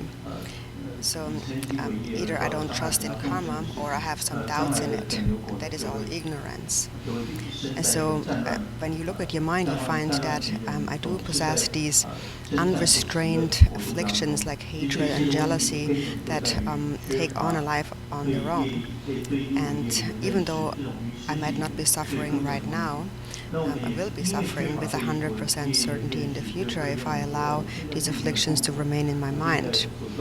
So this is how you think when you understand karma. So then, if you don't understand karma, then you could care less about what happens in the world. Whatever suffering or wars there are, you think that they can do whatever they want. I don't care as long as I don't suffer, as long as I'm fine. And so in this way, I still do not act virtuously, but increase my wealth of evil. Our wealth of virtue, which is any activity of body and speech arising from love and compassion, are very, very weak, very small. And for the most part, whatever we do it with a selfish motivation. And for no reason, often people go around killing others or stealing from others and so on, not knowing the causes. These are the causes of all their miseries. Attachment, jealousy, hatred. All of the suffering in this world arises from this. And there is no suffering that does not arise from this. And so then, I do not increase my wealth of virtue. So all the suffering in this world has a cause, and I don't see that. This is what we are saying here. For example, if you see that there is a war, there's fighting, then as a Buddhist, for example, you would recognize there is a cause. You would reflect upon the cause. And then you would be mindful and careful about that cause. When that cause arises, you would be careful so as not act on that cause.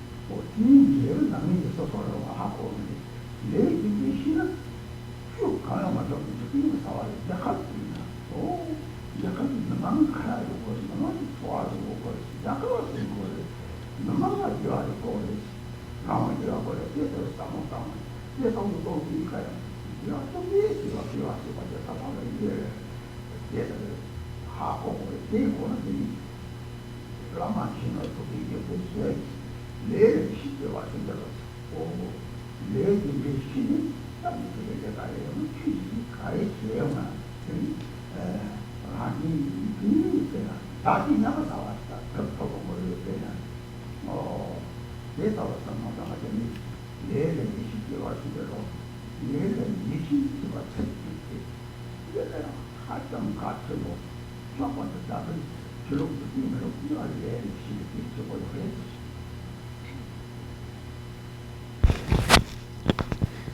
So it says that I still do not act virtuously, but increase my wealth of evil.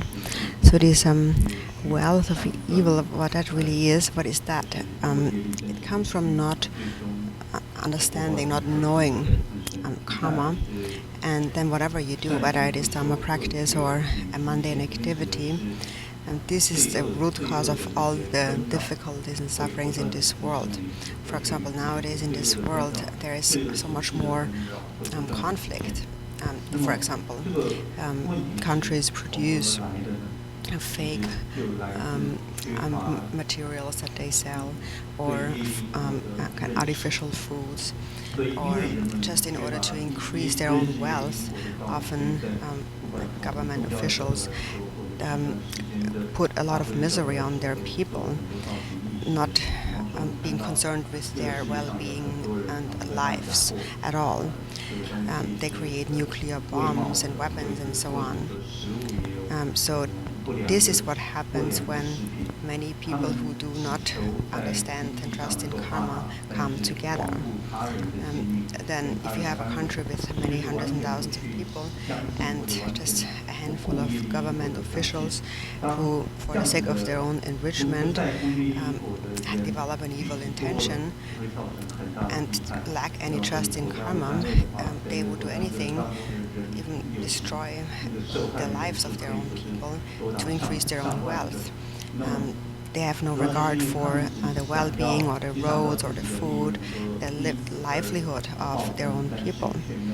And in this way then, and this is why they start wars with other countries, for example. I'm just thinking about their own enrichment. So this is this kind of wealth of evil that we are speaking about here. And so, for example, nowadays in this world, there are so many people who don't even have enough food to eat, and yet other people create nuclear bombs and weapons and so forth, and give so much suffering to the people, their own people. And the fault of all of that is this misuse of power and so forth is basically only a lack of trust in karma, cause and effect, and not knowing that the results of these actions will fall back upon them. Somebody who understands karma, even if they do not really practice the Dharma actually, they would still be concerned about the people around them, the people of their own country, for example, that they would understand that they need food to eat and they need to survive and they need well-being and they need freedom and so on. And they would understand that even the slightest happiness comes from love and compassion. So then here it says, Guru, think of me, look upon me with compassion, grant your blessings so that conviction in karma arises in me. So if you understand karma, no matter what you do, whether it's a dharma practice or a mundane activity, with an understanding of karma, you would equalize self and others, which is you would do things that are beneficial for others. And so this asking for the blessings that conviction in karma arises.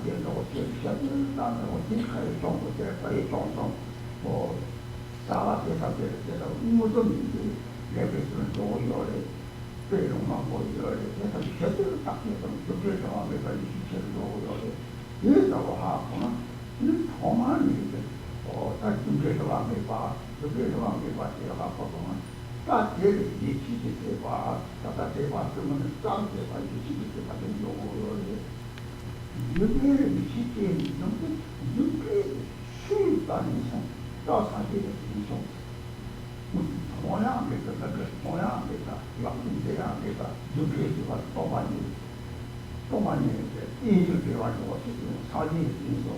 사진이 돼봤는데 여기하고 추하고 다 추해. 제일 얘기가 저는 얘기 말이에요. 이렇게 컨트롤 선수가 다 저거래야지. 근데 다르게 봤지. 농기 거래.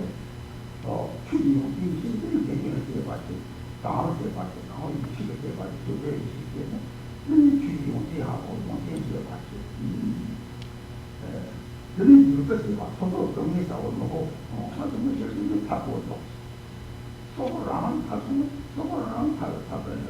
그러니까 이 나중에 이거 못하니 서로랑 타고도 되죠.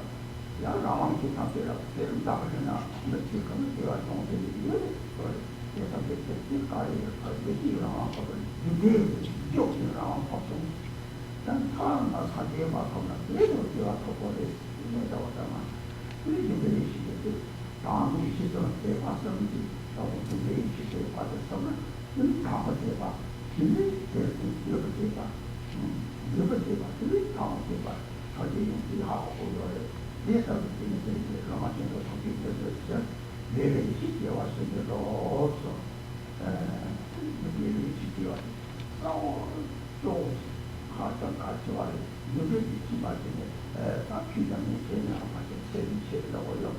뭐 잡고 말이에요. 이거 잡고 저기 하고 좋은데 그 양상 양에서 똥딱이 온 거예요.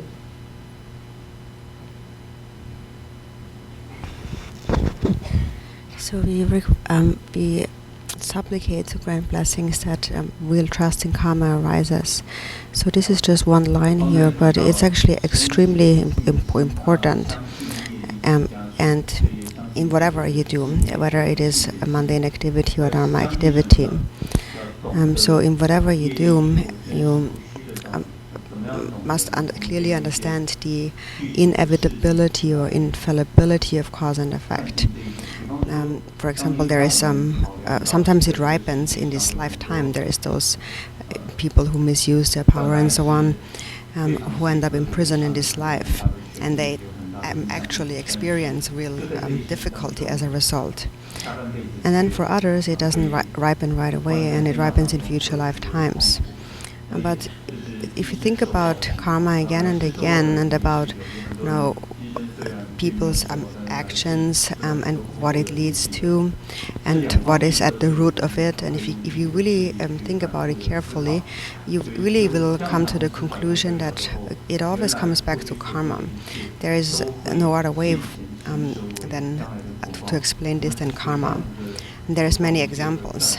You just have to really think about it carefully, and then your trust in karma will really increase in the infallibility and failingness of karma. And from that trust in karma arises what we call the trusting faith. There's three kinds of faith, and of these three kinds of faith, the trusting faith is most important. It is the trust in karma. And who taught the workings of karma?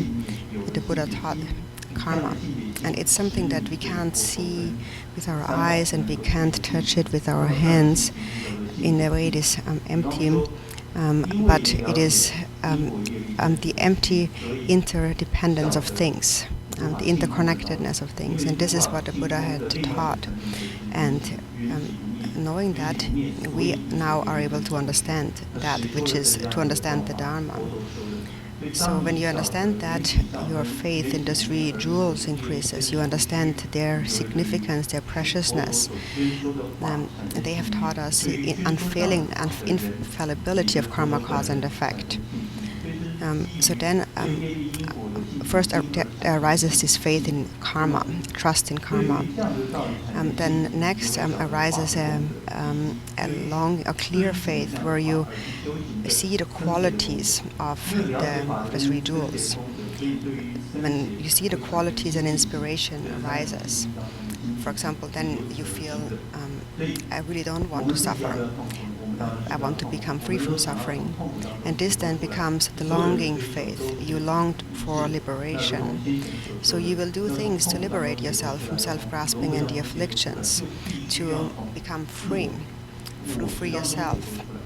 And actually, even not speaking from a Dharma perspective in this world, there are many people who found some sort of freedom and happiness even in this life, in this world. It does exist.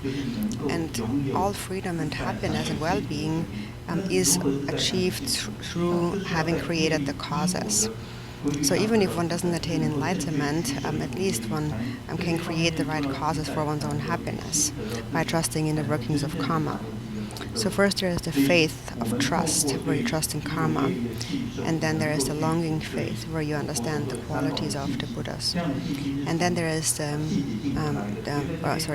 longing faith is where you want to liberate yourself, and then there is the clear faith, where you understand the qualities of the Buddhas. And so then we supplicate, Guru, think of me, look upon me with compassion, grant your blessing so that conviction in karma arises in me. So here we need to bring to mind that it is very important, extremely important, to very clearly understand the workings of karma. Because if you don't really trust in karma, even though you might practice the Dharma, it will probably just be for the sake of this life and therefore will not become stable. And the fault of that is that you don't really understand or trust in karma, cause and effect. So it's really of crucial importance to reflect upon the workings of karma over and over again.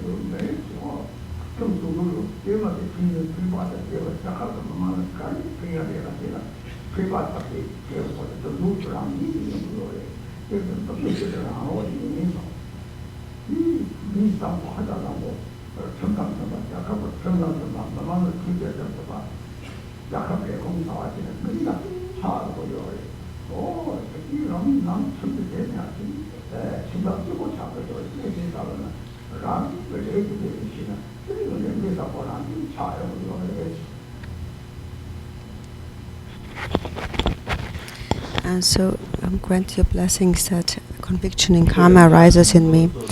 So a person who really trusts in karma, wherever they go and whatever they do, whether they practice the Dharma or engage in worldly activities, they will be a good person. Which means, for example, in a country you have laws, and such a person would naturally keep all these laws, abide by them. And that is whether someone is looking or not, whether a police officer is present or not. They will always keep the law and follow the law. So they would naturally avoid any kind of activity that causes harm towards others. Also, Milarepa had said that someone who understands karma and who has given rise to bodhicitta, for them the 10 virtuous actions arise naturally, and all negative actions, the 10 negative actions, decline naturally, because such a person naturally will not want to hurt anyone. You will not want to kill anyone, not even an animal, or you will not want to steal from others or engage in impure conduct. You will actually want to do things to benefit and help others, just naturally. So therefore you will naturally avoid the 10 non-virtuous actions, naturally be a good person and follow the laws of the country, for example.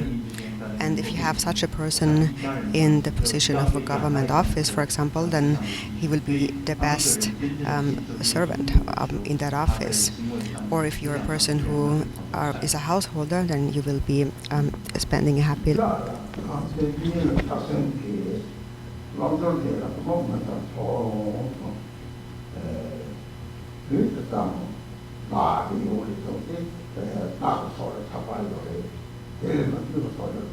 Thank 가까운 공성지 사단이 어쩌는 게 생명을 쳐다보려면 좀 막고로 무모로 대결함이 유행하기가 잘하고 초토파타고 또 먹지 사단이가 공세대가 이렇게 먹고 얘기는 라모디가 떠오르는 것 랑도르기는 그러다가 사마는 이게 계속 차가워요. 왕자의 이런 것들은 그냥 이거 마사지도 적더라고요. 약간의 인가의 야이 바베가의 다다 하셨잖아. 우리가 하나는 야하고 있는 라기 파마 이제 또 하도 이지가 되고들라. 이와 제대로 와서 가져와서 다시 나와 그런 거지. 그렇게 주잖아요. 이와 여기 보통 사지 여기 가는 파마 이게 대상이 하는 시와 지고는 예를 들어서는 이 상태에 주다고 봐. 대신 접근 되는 거예요. 그래서 시도가 미가 되고 있어요. 뭐라고 덕기를 또 갖고 다 타게 되면 상태에 주다고 봐. 대신 접근은 이가 되고 여기 대신 상태에서 말이에요. 그래서 이 가게 단위 가게 말이에요. 이거는 대해서 라마들은 뭐 먼저 통지 또 가르치고 차단해서 말을 다시 대치로 말이에요.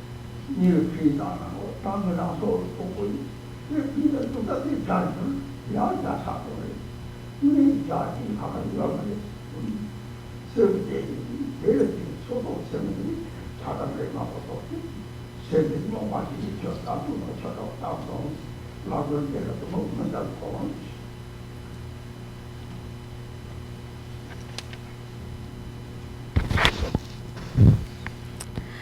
So if you're a householder, for example, then you will naturally spend a happy life. And so basically, if you are someone who understands karma, then in this life you will naturally just be a person with a good heart, a good person. And so then next it says, I am hateful toward enemies and attached to friends. I am stupefied in darkness as to what should be accepted and rejected. So for as long as this sense of a self is present, we naturally are attached to that self, and we have an aversion against anything that doesn't agree with that self. So naturally we develop thoughts of attachment, aversion and ignorance. The mind is like clear water, and as we develop these afflictions, it is like pouring red color and blue color and so on into the water, which changes its color and temporarily defiles the water. And so ignorance is basically the union of attachment and aversion. And so I'm in the darkness as to what should be accepted and rejected. That is, what should be accepted, what should be practiced is love and compassion. But I do not consider that as very significant, neglect that. And what is to be rejected or abandoned are the afflictions, but I naturally develop them without even recognizing them as they arise. So for example, now regarding enemies and friends, what really is an enemy and a friend? It's actually not so certain. An enemy, a so-called enemy, actually, if you really understand past and future lives, then you know that the so-called enemy in the previous life was someone who had loved you very much, like your parents or your friends, your relatives, somebody who treated you with the greatest love. And all of that love has become spoiled by you hurting them in return. So all of that love then has become resentment and anger. And that kind of love that becomes hatred, it becomes very powerful, like an atomic bomb. The Buddha also spoke about there are certain kind of critical individuals toward whom we should, our actions should be very careful. And that is, for example, one's own parents or one's teachers. or someone who has treated you with the greatest love, if you mistreat them in return, then this actually medicinal love transforms into poison, like an atomic bomb. A nuclear weapon, for example, could be used as something very beneficial, like a medicine, but also it can become extremely dangerous, a poisonous weapon. So we need to understand the actual source of our so-called enemies, and that actually enemies have been our friends and friends have been our enemies, and it's very uncertain. In terms of what should be accepted and rejected, not knowing that, whatever we do, we naturally do anything with a mind of attachment and aversion. And as a result of doing that, first you might have a friend, and then something happens, and then in the end he becomes your enemy. But in reality, there are no real friends and enemies. There is no difference between them. Actually, they are all the same. There's really no difference. But not knowing that, we develop many thoughts of attachment and aversion in our minds, which defiles our mind, just like polluting water, and it becomes so filthy, like toilet water, that it becomes unusable. And so this is this lack of seeing what should be done and rejected.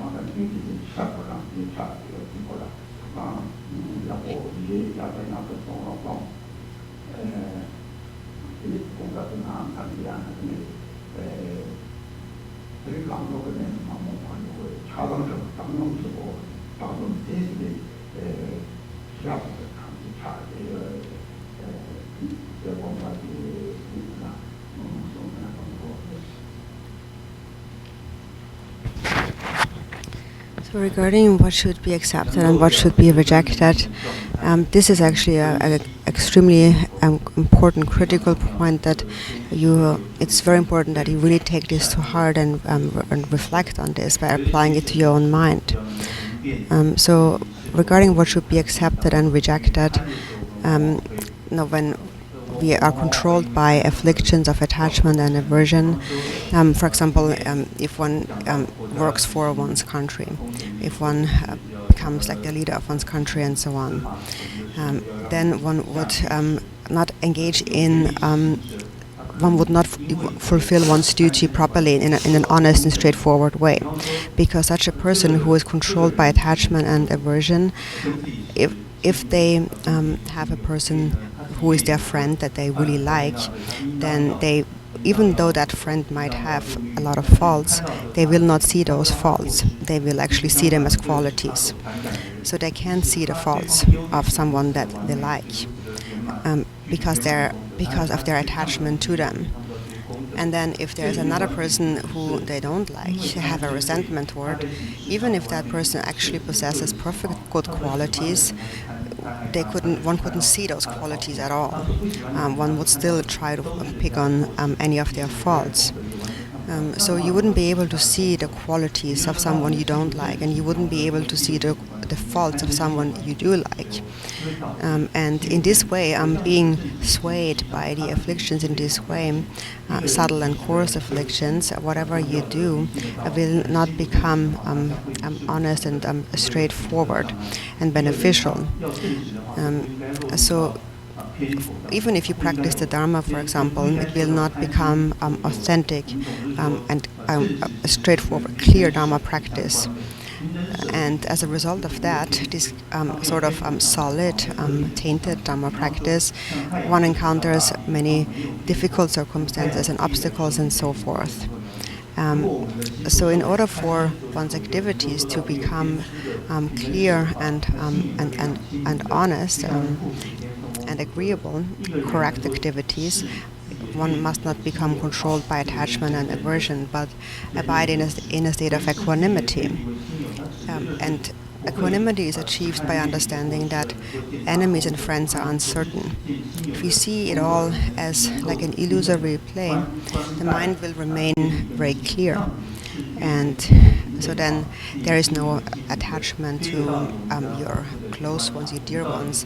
There is no enemy. So actually everyone becomes like your friend, and there's no one becomes your enemy. Jigden Sungden also had said that this is when you realize all beings as your parents, then there is no more enemies, and when you realize like all your close ones, but when you realize everyone you meet as a close one, everyone appears as Dakas and Dakinis. So basically you equalize all beings. They all become the same. They all become family and friend, and you only view the good qualities in whatever you do. Then your mind will remain clear, and if you develop love and compassion in this way, then naturally the nature of this mind is one of great wisdom. So I ask you to please reflect on this and keep this in mind. It's important to not be it's important to be very clear as to what should be done and what should not be done. And so please remember this, and now we will stop the instructions for today and recite the dedication prayers, which is the prayer of Kuntu Sangpo, the Samantabhadra prayer.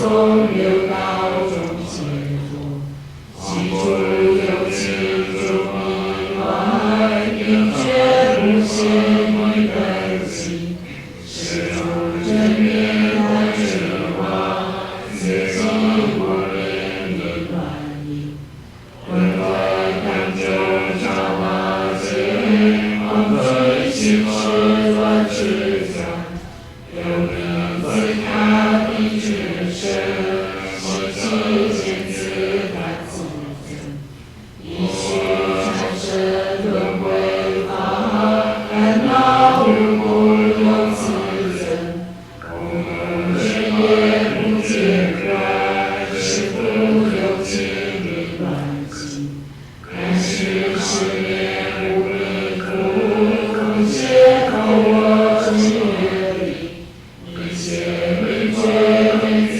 主，心是生气之无名，是为十年发三心，念其所知之无名，还是执着自他而具身边际而无名，诸有情之的乱境，空解口我之愿力，可谓有情众生之十年混昧黑暗处，而知心之之清净，明觉本愿见得失，而知心者即有别，身处归心看来过，空有心系见自增，是在一中的朋友，更要明于自清净，看念所爱之欲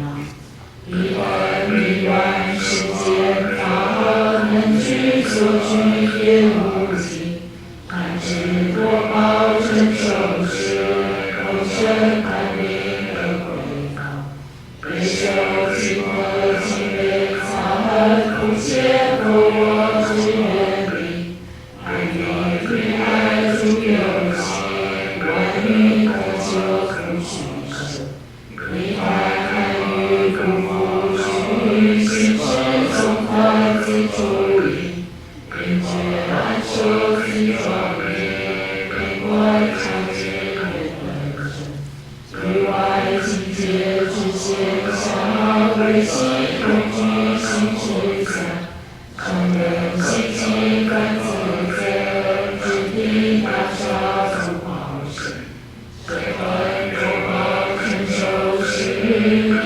于少诸即空空，空显空我之愿力，有道有情众生之，守望成慧生其事，不惧不舍从自主，便觉安受自庄严，心明智慧愿得真，自性变成傲慢事，于他尽真心灭心，想灭我慢心生气，自他造作本真苦，自业果报成受事，口身颠倒报经落，空显空我之愿力，生气恼心诸有情，当下心事从自处，并觉安受自庄严，应得心念愿得真，而知感增之习境，以此推他众上业，空心真否增庄严，口生感下受我高，我报各如地狱高，空显空我之愿力，生气空心真否真，更作理智从自处，并觉安受自庄严，认真事业无坏处，事业方人心怀散，开张混真于迷惘，轮回难过更无处，让我不必出生过，空解口我之愿力，于是混真黑暗中，升起正念之光明，无非一直空的真。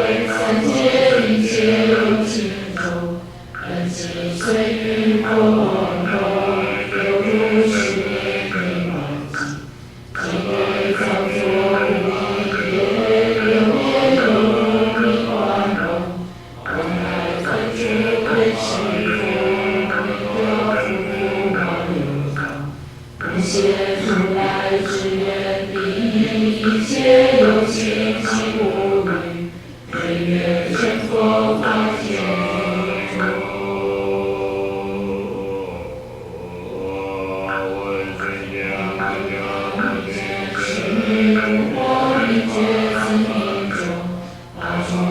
是大年月，本自一切诸有情，于三生内众生佛，知名若是佛月时，若是空修听真功，当知下知转念起，其身化为不现佛，若不听闻其言颂，三界一切有情中，彼此一家蒙古一切少主名，究竟佛国其真实。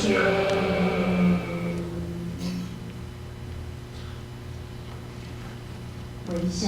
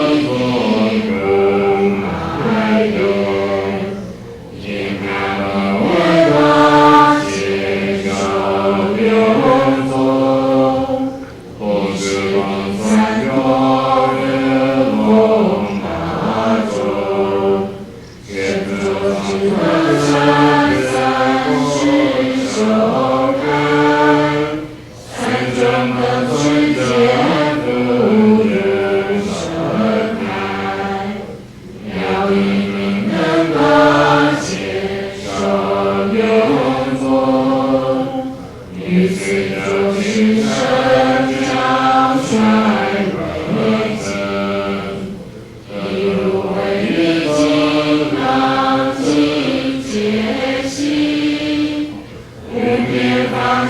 重担我责任，让他去为那接受永福，将去尝试聚散你，我最关照虽不如今世，那一最尊愿尽之道理，如一望如亲近自心有，三方三分大悲悯是力，阿达法度无为力，我自尽心愿望真实，寂静如一无碍自然真。凡人生者生观觉，而且恒常也真实，也深层在一不对，心愿辗转恩泽永生。俺们他把人这些你们。